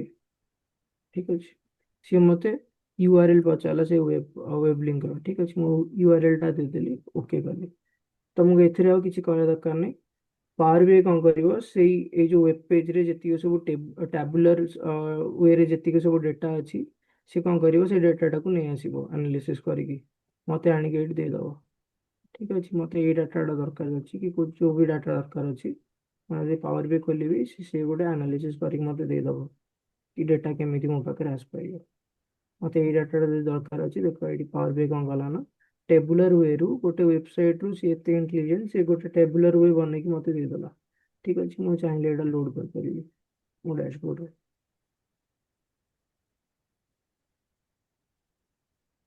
ଠିକ୍ ଅଛି। ତ ବିବେକ ଯେତେଟା ଟେବୁଲ ବନେଇଲା ତ ସବୁଜା ଟେବୁଲକୁ ନେଇକି ସେ ଇଣ୍ଟରନାଲ ଡେଟା ମଡେଲ ବନେଇଥିବ, ତାପରେ ସେ ହଁ, ଆମକୁ ସେ ଡେଟା ଡାଟା ଭିଜୁଆଲାଇଜ ମଡେଲ କରିବ। ଆମେ ବନେଇବା ଆଗକୁ। ନା ଏଇଟା କଥା କହୁଛି, ହଁ ଯୋଉଟା ଏବେ ଇଏ କଲ ତ ଇଣ୍ଟରନାଲ ଟେବୁଲ ଯାହା ଯୋଉ ବନେଇଛୁ ମାନେ ଡେଟା ମଡେଲିଂ ବନେଇଥିବ ନା ଇଣ୍ଟରନାଲି। ହଁ ହଁ, ଡେଟା ମଡେଲ ଏବେ ଆମେ ଆଗକୁ ବନେଇବା। ଗୋଟେ डाटा मॉडल माने रिलेशन बिटवीन डाटा। ହଁ, ଡେଟା ମଡେଲ ମାନେ ମୁଁ କହୁଛି ଗୋଟେ ମିନିଟ୍। ମୋର ଆଜି ସିକ୍ୱେଲ ସର୍ଭର କନେକ୍ଟ ହଉନି ହେଲା, ତ ମୁଁ କ'ଣ କରୁଛି ନା ମୁଁ CSV ଯେତିକି ଫାଇଲ୍ ଅଛି ମୋ ପାଖରେ ମୁଁ ସେତିକି କନେକ୍ଟ କରିଦେଉଛି। ଠିକ୍ ଅଛି, ନେକ୍ସଟ କ୍ଲାସରେ କ'ଣ କରିବା ଡେଟା ମଡେଲଟାକୁ କନେକ୍ଟ କରିବା। ଗୋଟେ ମିନିଟ୍ ଦେଖ, ଏଇଟା ମୋର ଅଲଗା ଅଲଗା ସୋର୍ସରୁ ମୁଁ ଡାଟା ଆଣୁଛି। ମୋର ଫାର୍ଷ୍ଟ ଗୋଟେ ଡେଟ୍ କଲମ ଆଣିଲି, ମୁଁ ଏଇଟାକୁ ଲୋଡ୍ କରୁଛି। ତାପରେ ମୁଁ ଆଉ ଗୋଟେ ଡେଟା ଆଣିଲି ଯୋଉଟାକି ମୋର ପ୍ରଡକ୍ଟ କଲମ ହେଇଗଲା। ସେମ୍ କରିବି ମୁଁ ସବ୍ କ୍ୟାଟେଗୋରୀ ପାଇଁ, ପ୍ରଡକ୍ଟ ସବ୍ କ୍ୟାଟେଗୋରୀ ପାଇଁ। ଠିକ୍ ଅଛି, ଡେଟା ମଡେଲଟା ବୁଝିବା ପାଇଁ ଏତିକି ଲୋଡ୍ କରୁଛି ମୁଁ।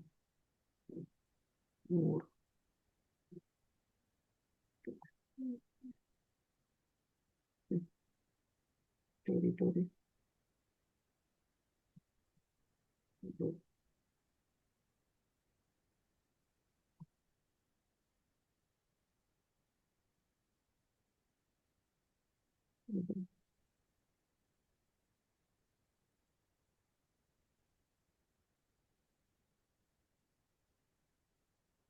ଆମେ ଯାହା ବି ନା ଇଏ କରିବା ପଢିବା ଏଇ ମଡେଲ ରିଲେଟେଡ୍ ହିଁ ପଢିବା। ଠିକ୍ ଅଛି, ଏଇ ମଡେଲଟାକୁ ସାର୍ ଆପଣ ଇମ୍ପୋର୍ଟ କରିଦେବେ ଆପଣଙ୍କ ଡେଟାବେସ୍ରେ, ଓରାକଲ୍ ଡେଟାବେସ୍ରେ ଏଇ 6ଟା ଯୋଉ ମୁଁ ପଠେଇଛି।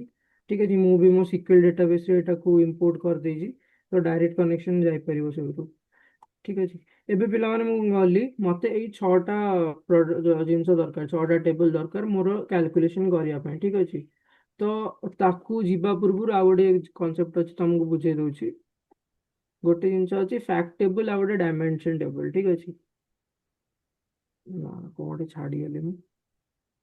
ହଁ, ଛାଡ଼ିଲି କ'ଣ, ପାୱାର ବିର ଲାଇସେନ୍ସିଂ ଅଛି ହେଲା। ପାୱାର ବିର ଲାଇସେନ୍ସ ହେଲା କ'ଣ, ତମକୁ ଡେସ୍କଟପ୍ ୟୁଜ୍ କରିବା ପାଇଁ ସେଇଟା ପୁରା ଫ୍ରି ଅଛି। ଡେସ୍କଟପ୍ ଯଦି ତମେ ୟୁଜ୍ କରୁଛ ତା ପାଇଁ ତମକୁ କିଛି ପ୍ରାଇସିଂ ପଡ଼େନି। ଠିକ୍ ଅଛି, କିନ୍ତୁ ତମେ ଯଦି ପ୍ରୋ ଆଉ ପ୍ରିମିୟମ ଉପରକୁ ଯାଉଛ ତ ତା ପାଇଁ ତମକୁ ଆଇଦର ତମ ପାଖରେ ପବ୍ଲିଶ କରିବା ପାଇଁ ତ ପ୍ରୋ ଲାଇସେନ୍ସ ଦରକାର ତମ ପାଖରେ, ନହେଲେ ପ୍ରିମିୟମ କି ପ୍ରିମିୟମ ପର ୟୁଜର ଦରକାର।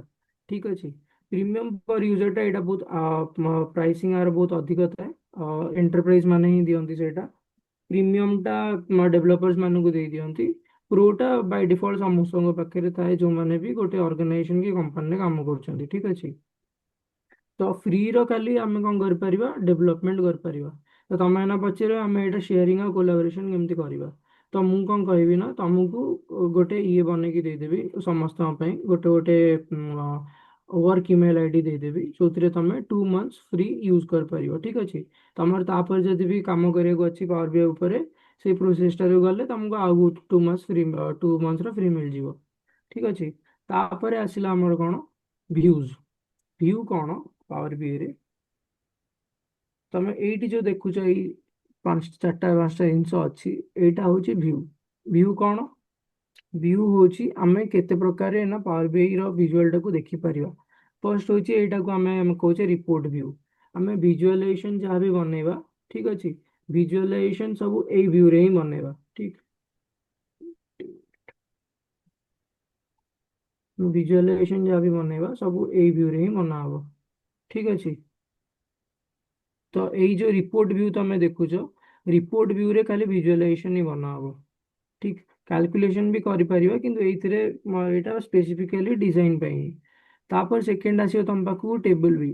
ଟେବୁଲ ଭ୍ୟୁ ସେଦିନ ମୁଁ ଯେମିତି କହିଥିଲି आमे जेतेटा भी टेबल यूज करूचे तार रिलेटेड हमको डेटा एटी मिलिबो। आर रोज केते अछि, ठीक अछि।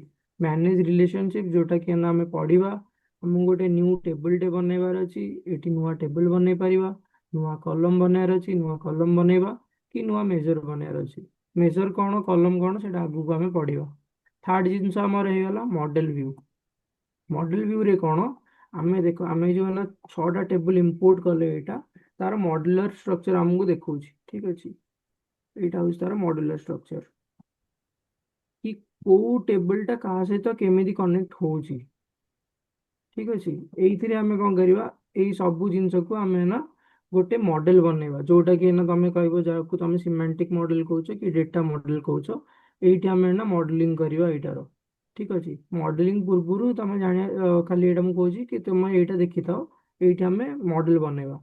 आ फोर्थ तमर रोज डैक्स क्वेरी व्यू। डैक्स क्वेरी व्यू रे तमर किसी ना काम नै कि मु आमे भी एते काम करू डैक्स क्वेरी व्यू रे। तमर जहाँ भी डैक्स करिवार अछि तमे एइठी ही काम करि परिबो। जेमे से ट्रांसफॉर्म डेटा रे करि परिबो न डायरेक्ट तमे एइठी रिपोर्ट व्यू रे भी करि परिबो। एइठी देखो न्यू मेजर लिखा ହେଇଛି। ଆଉ ତମେ ବି ଯଦି କିଛି ବି ଟେबल ଉପରେ ଯାଇକି କ୍ଲିକ୍ କରୁଛ ଏଇଠି ତମକୁ ଦିଟା ଅପସନ୍ ଆସିବ, ନ୍ୟू କଲମ୍ ନ୍ୟू ମେଜର। ତମେ ଏଇଠି ହିଁ କ୍ରିଏଟ୍ କରିପାରିବ, ଠିକ୍ ଅଛି। କିଛି ଡାଉଟ୍ ଅଛି ଏବେ ଯାଏଁ? पावर बीआई रो व्यू एटा मन रहिबो। एटा इंटरव्यू रे पचारंदी कि तमर केते प्रकार व्यू था पावर बीआई रे। तुमको एटी कहबार अछि 4 प्रकार व्यू थाए। गोटे होस तो हम रिपोर्ट व्यू जोथिरे हमें रिपोर्ट बनौचे काम करूचे। सेकंड हे जो तमर टेबल व्यू जोथिरे हमें जेते भी टेबल हम पावर बीआई रिपोर्ट रे यूज होउची तारो इंफॉर्मेशन हमको मिल परिबो। हमें चाहिले सेइथिरे टेबल रिलेटेड कैलकुलेशन भी करि परिबा, ठीक अछि। आउ मु जदि आउ गोटे जिनस मु एइठी चाहूनी मोर एइ डेटा रे मते एटा देखा जाऊ, ठीक अछि। प्रोडक्ट कैटेगोरीटा देखा जाऊ, मु एइठी हाइड कर देबी एटा को कि मु चाहूनी जो डेवलपर मो ऊपर काम करछि से ताको एटा देखा जाऊ बोली। मु एइठी हाइड कर देबी। तो मु केमे जानिबि सेटा यूज होउछि बोली। मु जदि एइठी की जिबि तो एइठी मते एइठी हिडन देखो लिखा ହେଇଛି, ठीक अछि। मते एना पुଣି ଥରେ ତାକୁ ଅନହାइड କରିବାର ଅଛି। मते एइठी ଅନहाइड କରିଦେଲି ସେଟା पुଣି ଥରେ ଏଇଠି ଦେଖାଯିବ डेटा व्यू रे, ठीक। तापर तमर आसीबो मॉडल व्यू। मॉडल व्यू कोच पे यूज होउची। मॉडल भी यूज होउची हमर डेटा रिलेशनशिप्स मैनेज और मॉनिटर करिया पे, ठीक अछि। आ फोर्थ रोज तमर डैक्स व्यू जोथरे हमें पावर क्वेरी एडिटर व्यू भी हमें कहउचे जोथरे हमें डैक्स कैलकुलेशन करूचे, ठीक अछि। एई चारटा भी यूज होउची पावर बीआई रे। मन रहिला? ठीक है। ठीक अछि। एइथिरे मु तुमको ए पीडीएफ टा शेयर कर देबी, ठीक अछि। ए पीडीएफ रे तुमको सब नोट्स मिली जिवो, ठीक अछि। काहाकू कोनटा कुआ हुए मु लिखि देई जे एटी ऑलरेडी। आउ एई आमे जते ट्रांसफॉर्म डेटा भितर को भी जिबा तार रिलेटेड जिंस भी लिखि देई छै एटी, ठीक अछि। काहाकू कोनटा कहंती तापरे आमे जेतले ना जाउछे टेबल रिलेशनशिप पढ़िया पे ताकू आमे ना ता पूर्वरु गोटे स्कीमा देखिबार अछि होला। तो स्कीमा पावर बीआई रे कोन स्कीमा तमे सीक्वेल रे भी पढ़िथिबो। और सीक्वेल रे तम स्कीमा माने कोन कि कहबो? User user sir. यूजर ଆଉ ଥରେ କୁହ। यूजर सर ठीक अछि। तो पावर बीआई रे स्कीमा कोन स्कीमा हमर पावर बीआई रे होची logical structure of the data model, ठीक अछि। लॉजिकल स्ट्रक्चर माने कोन हमको डेटा मॉडल टा एमिति बनैबार अछि जोटा कि एफिशिएंट हबो, जोटा कि फास्ट हबो, ऑप्टिमाइज्ड डेटा हमको देखेबो। आ माने कोन माने डेटा मॉडल टा जदि हमें कॉम्प्लेक्स बेसी करूचे ताहाले कोन हबो ना कैलकुलेशन करिया पे सेटा बहुत टाइम लगेबो। तो सेमिति हेले कोन बिजनेस स्लो हबो।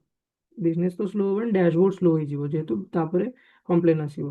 तो तापे हमर कोन हुए आमे सिमेंटिक मॉडल टाको जेते रिफाइन रखिबा जेते ऑप्टिमाइज रखिबा क्लीन रखिबा आ गोटे प्रॉपर आर्किटेक्चर फॉलो करिबा तापे सेटा को आमे गोटे स्कीमा कहंती, ठीक अछि। तो स्कीमा हमर दी प्रकार थाए गोटे थाए स्टार स्कीमा आ गोटे हबो तमर स्नोफ्लेक स्कीमा जोटा कि आमे आगु पढ़िबा।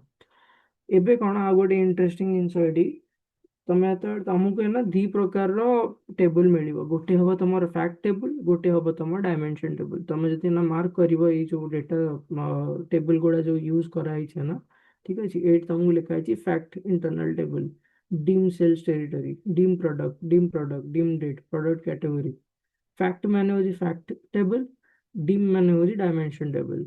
तो फैक्ट टेबल और डायमेंशन टेबल भितर डिफरेंस करो आ आमे एटा को काहे की यूज करूचे एमती फैक्ट आउ डायमेंशन माने की।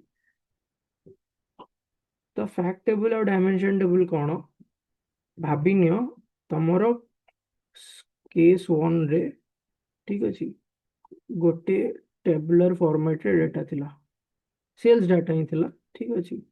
तो एटी तमरो सेल्स अमाउंट थिला, डेट थिला, शिप डेट धरो केबे शिप हेची, ऑर्डर डेट थिला, एबे कौन ऑर्डर डिस्क्रिप्शन थिला, जो जिनसटा जाउची तार डिस्क्रिप्शन कौन, एबे ऑर्डर कैटेगरी थिला ठीक अछि। एबे कस्टमर रिलेटेड जिनस थिला, कस्टमर नेम कौन थिला एमिति, कस्टमर पिन कोड कौन, तार एड्रेस और रीजन कौन, इंडिया रे अछि, अमेरिका रे अछि, चाइना रे अछि, एमती करिकी आगुरु गोटिए प्रॉपर टेबल थिला, गोटिए टेबल थिला ठीक अछि, सिंगुलर गोटिए टेबल थिला।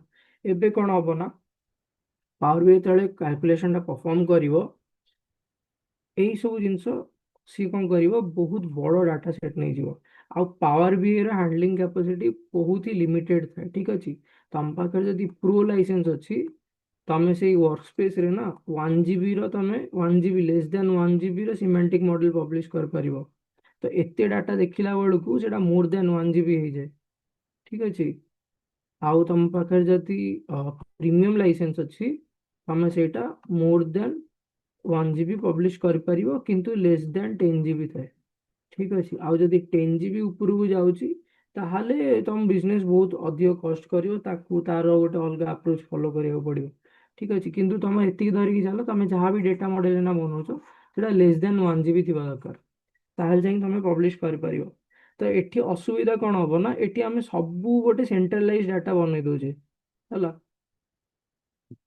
जोटा कि हमर डेटा मॉडल को स्लो कर दबो।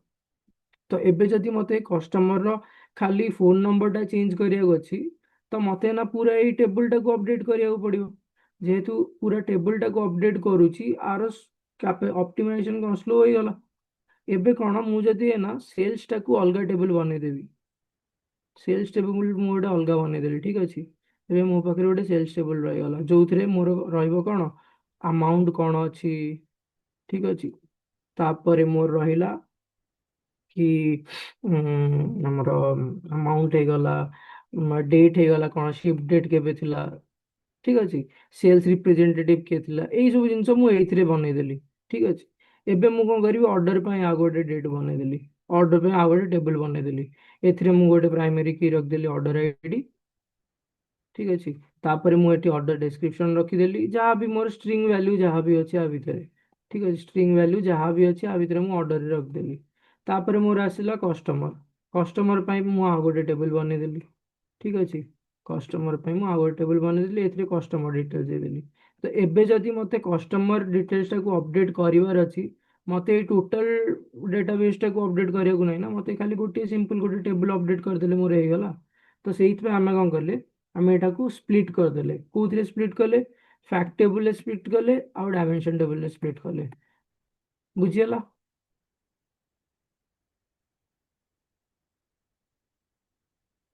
Yes sir. ठीक अछि, जे डाउट होची एबे पचार दियो ठीक अछि।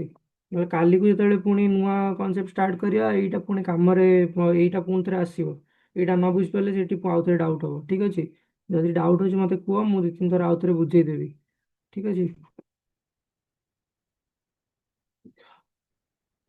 सर ए फैक्ट टेबल और डायमेंशन टेबल आ गुड थोड़ी रिपीट कर दियंतु सर। हम एठी कहू सुनो, फैक्ट एइटा पढ़ी के बुझियो ना ठीक अछि। Fact table in Power BI stores quantitative transactional data that represents business events. It contains measurable values, facts, and foreign keys that connect to dimension tables. Fact tables answer what happened and how much. आ माने कौन आम पाखे गोटे fact table अच्छी, एटा आम fact table अच्छी ना fact internal sales, आम ना कौन करवा आर जो डेटाटा अच्छी आम यही डेटाटा को एनालाइज करके देखा कि फैक्ट टेबल माने कौन आ फैक्ट टेबल भितर सी कौन कौन जिन इंक्लूड करी ठीक अच्छे। ये देखुचे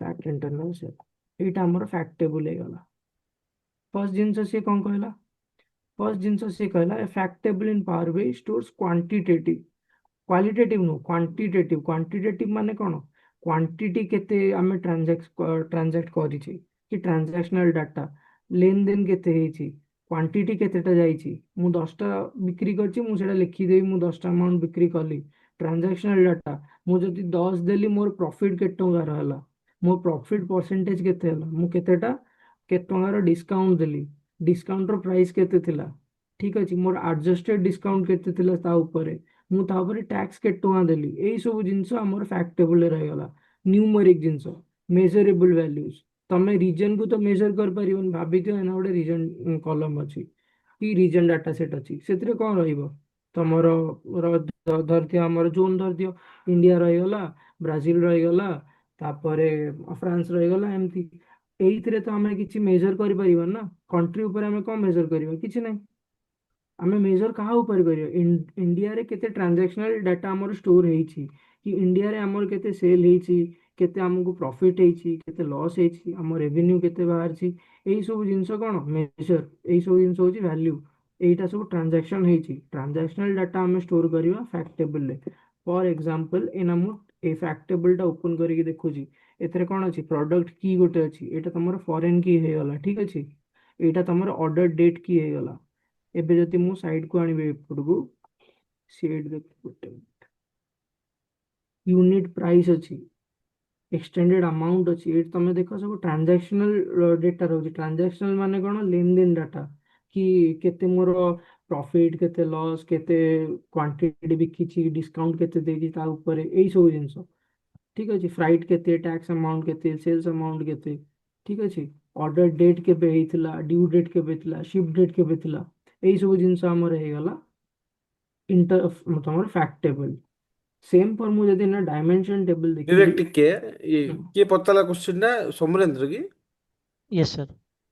फैक्ट टेबल विवेक सार जोटा कहूनाहाନ୍ତି कि सिंपल भाव जो टेबल रे खाली नंबर्स वैल्यू रहइबो ଏବେ EMP टेबल କଥା भाबिबा सैलरी ओके कलम टा हाई डेट कलम टा एटा जदि नहीं हम टेबल रखिबा ताको हम फैक्ट टेबल कहबा okay sir okay AE got it table रे खाली नंबर्स रहइबो आ किछ नहीं जोटा हम मेजर करि परिबा ओके फॉर कैलकुलेशन पर्पज और analysis purpose sir right. Right हाँ हाँ हाँ ओके सर ओके ସବୁବେଳେ ଖାଲି ଇଏ ଆମର ନମ୍ବର୍ସ ରହିବ ବୋଲି ମାନେ ନାହିଁ କିଛି କିଛି କେସ୍ ଥିବ ଯୋଉଥିରେ ତମ ପାଖରେ ଅଲଗା ଜିନିଷ ବି ଆସିପାରେ ଠିକ ଅଛି ସେଇଟା କିନ୍ତୁ ତମକୁ ଏମିତି ନାହିଁ କି ନାଇଁ ଏଇଠି ଗୋଟେ ପଳେଇ ଆସିଛି ଭ୍ୟାଲ୍ୟୁଟା ଏଇଟା ଠିକ ନୁହଁ ଏଇଟା ଭୁଲ ଏମିତି ନୁହଁ ଯଦି ପଳେଇ ଆସିଲା ତ ସେଇଟା ଅଲଗା କେସ୍ ଠିକ ଅଛି କିନ୍ତୁ ମୋଷ୍ଟ ଅଫ୍ ଦି ଟାଇମ୍ ସେଇଥିରେ କଣ ନମ୍ବର ହିଁ ଥାଏ ଆଉ କୋଉ ନମ୍ବର ଥାଏ ଟ୍ରାଞ୍ଜାକ୍ସନାଲ ଡାଟା ଥାଏ ଠିକ ଅଛି ଏଇଟା ହେଇଗଲା ଆମର ଫ୍ୟାକ୍ଟ ଟେବୁଲ ଏବେ ଆମେ ଦେଖିବା ଗୋଟେ ଡାଇମେନସନ ଟେବୁଲ ଏକ୍ସାମ୍ପଲ डायमेंशन टेबल रे तमे देखो एथिरे तुमको किसी मेजर करबाको अछि किछि नहीं सेल्स टेरिटरी की गोटे अछि काई दिया आइछि एडार प्राइमरी की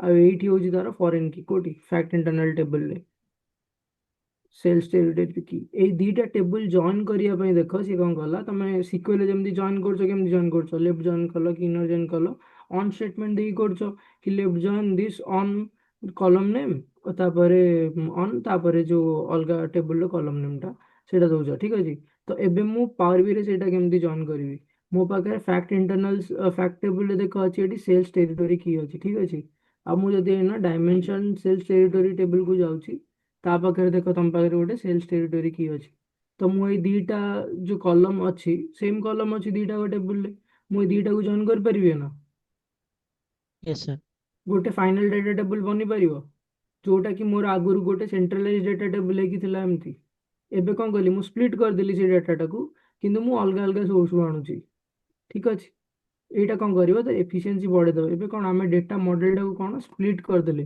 जेहेतु से आगुरु कौन गोटे सेंट्रलाइज डाटा भाबी दियो गोटे जीबी डाटा ऊपर काम करथले एका थरे तो एबे कौन करिवो ना एबे से कौन करिवो एटा से ताकू छोट कर देले आमे केमि छोट कर सेटा हम कहूची ठीक अछि आउ गोटे डायमेंशन टेबल टा देखिया एटा तार डेट कॉलम हेगला देखो डेट पय आगुरु कोन करथले देखो आमे जदी सेल्स टेबल सेंट्रलाइज कॉलम में हम सब डेट पके देथिले केबे कैलेंडर ईयर कोन फिस्कल क्वार्टर कोन एई सब जिंस गोडा हम पके देथिले ता भितरे एबे ये कोन गला यार डायमेंशन टेबल ले गोटे डेट टेबल क्रिएट कर देला डेट टेबल ले कोन गला डेट की गोट देतला जॉइन करिया पय बाकी जहाँ भी डेट रिलेटेड जिनस अच्छी सी एटी पकेदेला ठीक अच्छे को मंथ को इयर यही सब डेट रिलेटेड जिनस सी कौन कला सेपरेट बनईदेला प्रॉडक्ट भी सेमती सी कला प्रॉडक्ट सी आ गोटे नुआ कलम बनईदेला देख आ भितर देख तुम किसी ट्रांजैक्शनल डेटा ना या भितर ठीक अच्छे आ भितर किसी तुमको ट्रांजैक्शनल डेटा मिलबनी colour standard cost name English name weight unit measure product alternate की यही सब जिन अच्छे भितर किंतु मेजर कला लायक किसी जिनस ना कैटेगोरी भी सेमती आम देखा सी कौन कला ये प्रोडक्ट कैटेगोरी गोटे देदेला जॉइन करने फैक्ट टेबल सहित बाकी तापर देदेला कौन जहाँ भी तार कैटेगोरी नेम अच्छी से जिन गुड़ा देदेला तो एबे देखो आमर कौन गोटे बड़ टेबल थी आम पाखे एमती ताको आम ब्रेक करदे चार्टा टेबल कहीं ब्रेक कले कहीं ना Power BI works on denormalized data. Power BI, Power BI works on denormalized data. तो denormalized data माने कौन denormalized data पूर्व आमको पढ़ाई पड़ो नॉर्मलाइज डाटा कौन तुमको सिक्वेल रे पढ़ाई थी नॉर्मलाइजेशन बोली गोटे जिन पढ़ाई मन पड़ला ना पढ़ाई नहीं जे सर यस सर पढ़ाई ठीक है तो Yes, नॉर्मलाइजेशन yes. माने कौन थिला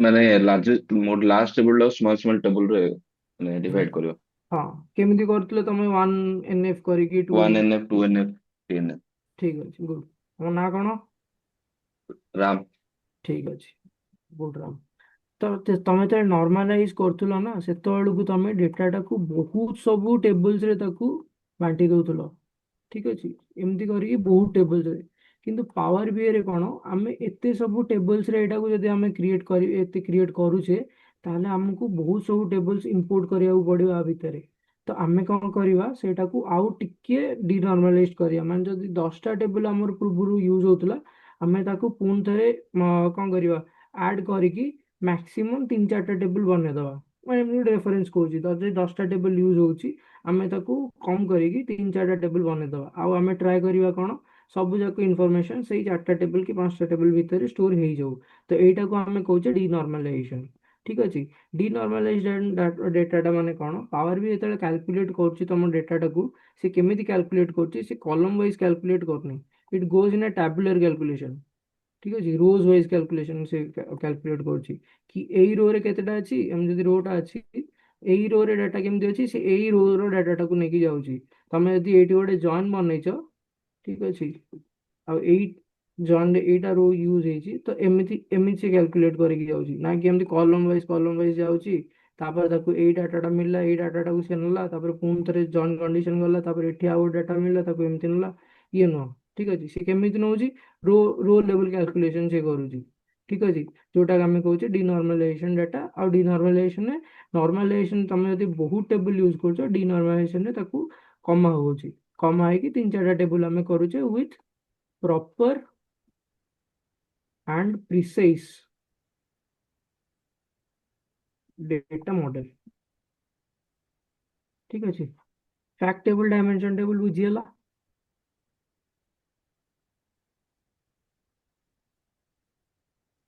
ना डाउट अछि फैक्ट और डायमेंशन टेबल ऊपर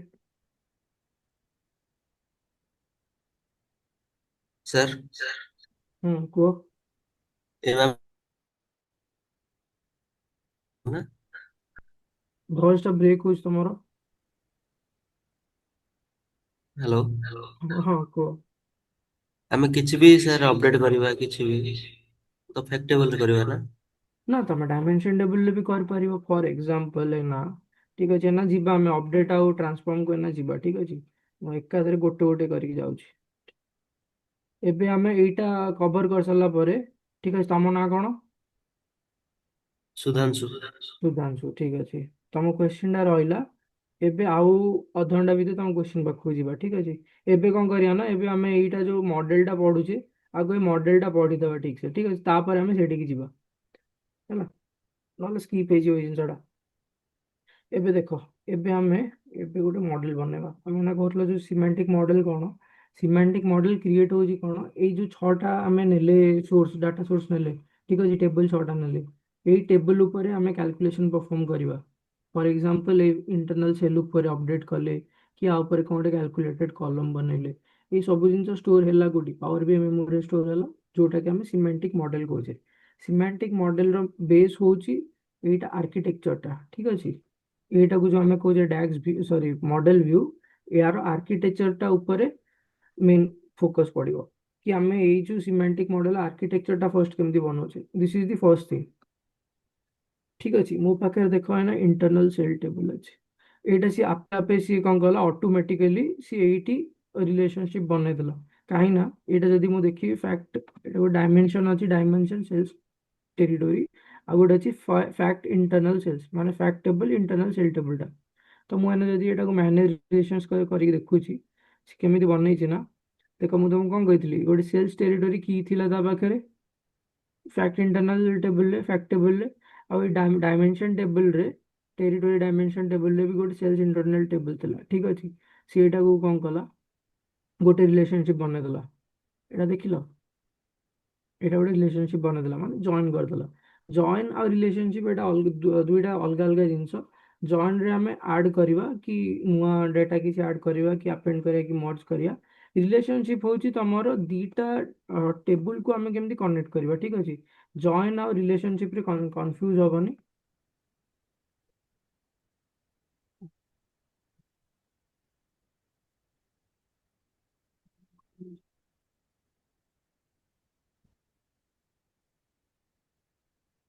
ହୁଁ।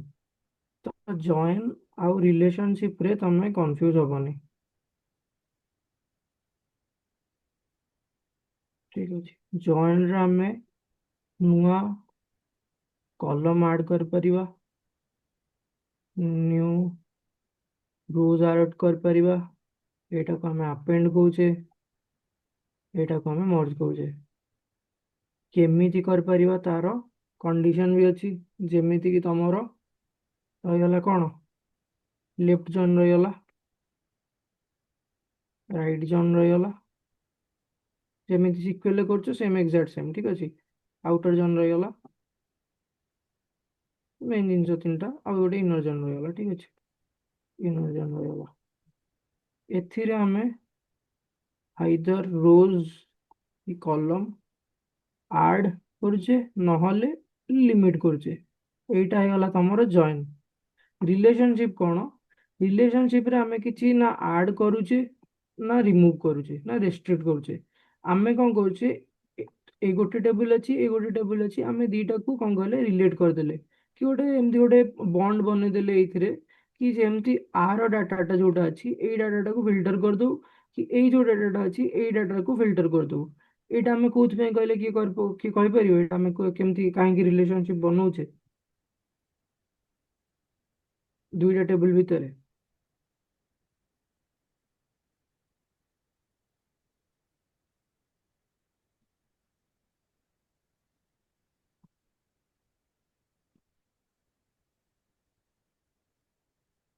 ଟ୍ରାଏ କର, କିଛି ଅସୁବିଧା ନାହିଁ।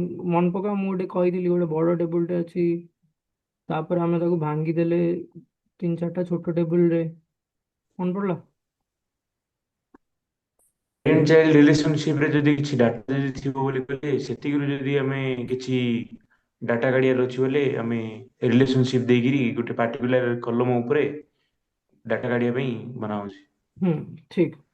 ତ ସେ ପାଖାପାଖି ଠିକ କହିଲ। ଏନା ଅପଡେଟ ମୁଁ କଣ କରୁଛି ଦେଖ, ମୁଁ ତାକୁ ଏମିତି ଆନ୍ସରଟା ଫର୍ମ କରୁଛି ଦେଖ, କି ମୋ ପାଖରେ କଣ ଥିଲା, ଗୋଟେ ସେଣ୍ଟ୍ରାଲ ଡାଟା ଟେବୁଲଟେ ଥିଲା, ଠିକ ଅଛି, ଯୋଉଟାକୁ ମୁଁ ସ୍ପ୍ଲିଟ୍ କରିଦେଲି ଦି ତିନିଟା ଟେବୁଲରେ।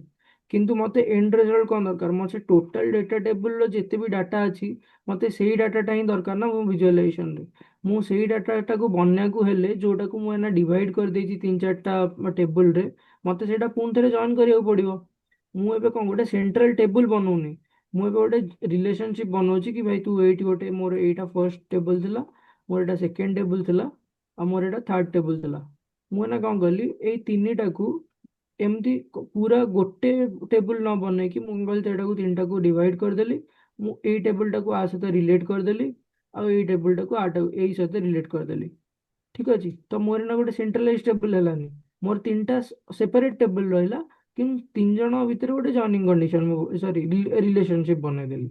ଠିକ ଅଛି, ତ ଏବେ ମୋ ପାଖରେ ଯଦି ଦେଖାଯିବ ଏଇନା ମୋ ପାଖକୁ ଗୋଟେ ସେଣ୍ଟ୍ରାଲ ଟେବୁଲ ପଳେଇ ଆସିଲା କି ନାହିଁ, ଯୋଉ ଟେବୁଲଟା ଥିଲା ସେମିତି ଏଇଠି ଟେବୁଲ ଆସିଲା, କିନ୍ତୁ ତାର ଆର୍କିଟେକ୍ଚର ଚେଞ୍ଜ ହେଇଗଲା।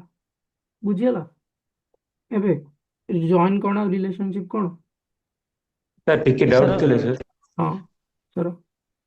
ସାର୍ ଏକ୍ସାମ୍ପଲ ଆପଣ କହିଲେ କି ତିନିଟା ଟେବୁଲ ଅଛି, ଫାର୍ଷ୍ଟ ହୁଁ table, second table, third table. ମୋର ଫାର୍ଷ୍ଟ ଟେବୁଲ ଅଛି ଏକ୍ସାମ୍ପଲ ଇଏମ୍ପି ଡାଟା ଅଛି, ସେକେଣ୍ଡ ଟେବୁଲ ଅଛି ଡିପିଟି ଡାଟା ଅଛି, ଡିପିଟି ଟେବୁଲ ଡାଟା, ଆଉ ହଁ ଥାର୍ଡ ରେ ଅଛି ଆମର ସାଲଗ୍ରେଡ ଅଛି। ସାଲାରୀ ଟେବୁଲ ଅଛି, ହଁ ଠିକ ଅଛି।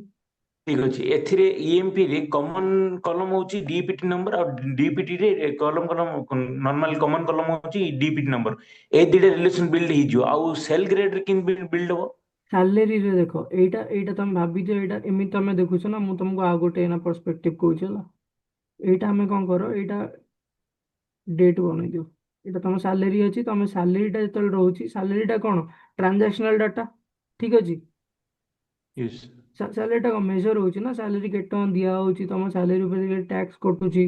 ଠିକ ଅଛି, ସାଲେରୀ କୋଉ ଟାଇମରେ ଆସୁଛି, ଏଇଟା କଣ ତମର ରହିଲା, ଏଇଟା ସାଲେରୀ ହେଇଗଲା। ତ ଏଇ ଯୋଉ ସାଲେରୀଟା ହେଲା, ଏଇଟା ତମର କଣ ଟ୍ରାନଜାକ୍ସନାଲ ଡାଟା ହଉଛି। ଟ୍ରାନଜାକ୍ସନାଲ ଡାଟା ମାନେ ମୁଁ କଣ କହିଲି, ସେଟା ଗୋଟେ ଫ୍ୟାକ୍ଟ ଟେବଲ। ଠିକ ଅଛି, ଏଇଟା ଗୋଟେ ୟେସ୍। ଏମ୍ପ୍ଲୟୀ ହେଇଗଲା, ଏମ୍ପ୍ଲୟୀ ଟେବଲ। ଏମ୍ପ୍ଲୟୀ ଟେବଲ ମାନେ କଣ, ଡାଇମେନସନ ଟେବଲ। ଠିକ ୟେସ୍ ଅଛି, ସାର୍। ଆଉ ତମେ ଆଉ ଗୋଟେ କୋଉ ଗୋଟେ ଟେବଲ କହିଲ କରିବା ପାଇଁ? ସାଲଗ୍ରେଡ ସାର୍। ଡିପିଟି ସରି କୋଉଟା? ଡିପାର୍ଟମେଣ୍ଟ ସାଲଗ୍ରେଡ। ହଁ ଡିପାର୍ଟମେଣ୍ଟ ରହିଲା। ଠିକ ଅଛି, ଡିପାର୍ଟମେଣ୍ଟ ଏମ୍ପ୍ଲୟୀ ସହିତ ହିଁ ପଳେଇବ। ମୁଁ ଆଉ ଗୋଟେ ଦେଇ ଦଉଛି, ରିଜନ ଦେଇ ଦଉଛି ଏମ୍ପ୍ଲୟୀ ମାନଙ୍କର। ଆଉ ଗୋଟେ ଜିନିଷ ଦେଇ ଦଉଛି, ଯୋଉ ସ୍କୁଲ ଯୋଉ ଅଛି କି କଲେଜ ଯୋଉ ଅଛି, କଲେଜର ଲୋକେସନ ୟା କଲେଜର ରିଜନ ଦେଇ ଦଉଛି, କୋଉ କୋଉ ରିଜନରେ ସେ କଲେଜଟା ଅଛି। ଠିକ ଅଛି, କି ପୁରୀ ହେଇଗଲା, ବ୍ରହ୍ମପୁର ହେଇଗଲା, ସମ୍ବଲପୁର ହେଇଗଲା, ଏମିତି କୋଉ କୋଉ ରିଜନରେ ଅଛି, ଆଡ୍ରେସ କଣ, ଏଇ ସବୁ ଜିନିଷ ଗୋଟେ ଟେବୁଲରେ ରଖିଦେଲେ ଆମେ। ଠିକ ଅଛି, ଏବେ ଏଇଟା କଣ ହେଇଗଲା, ଡାଇମେନସନ ଟେବୁଲ ହେଇଗଲା।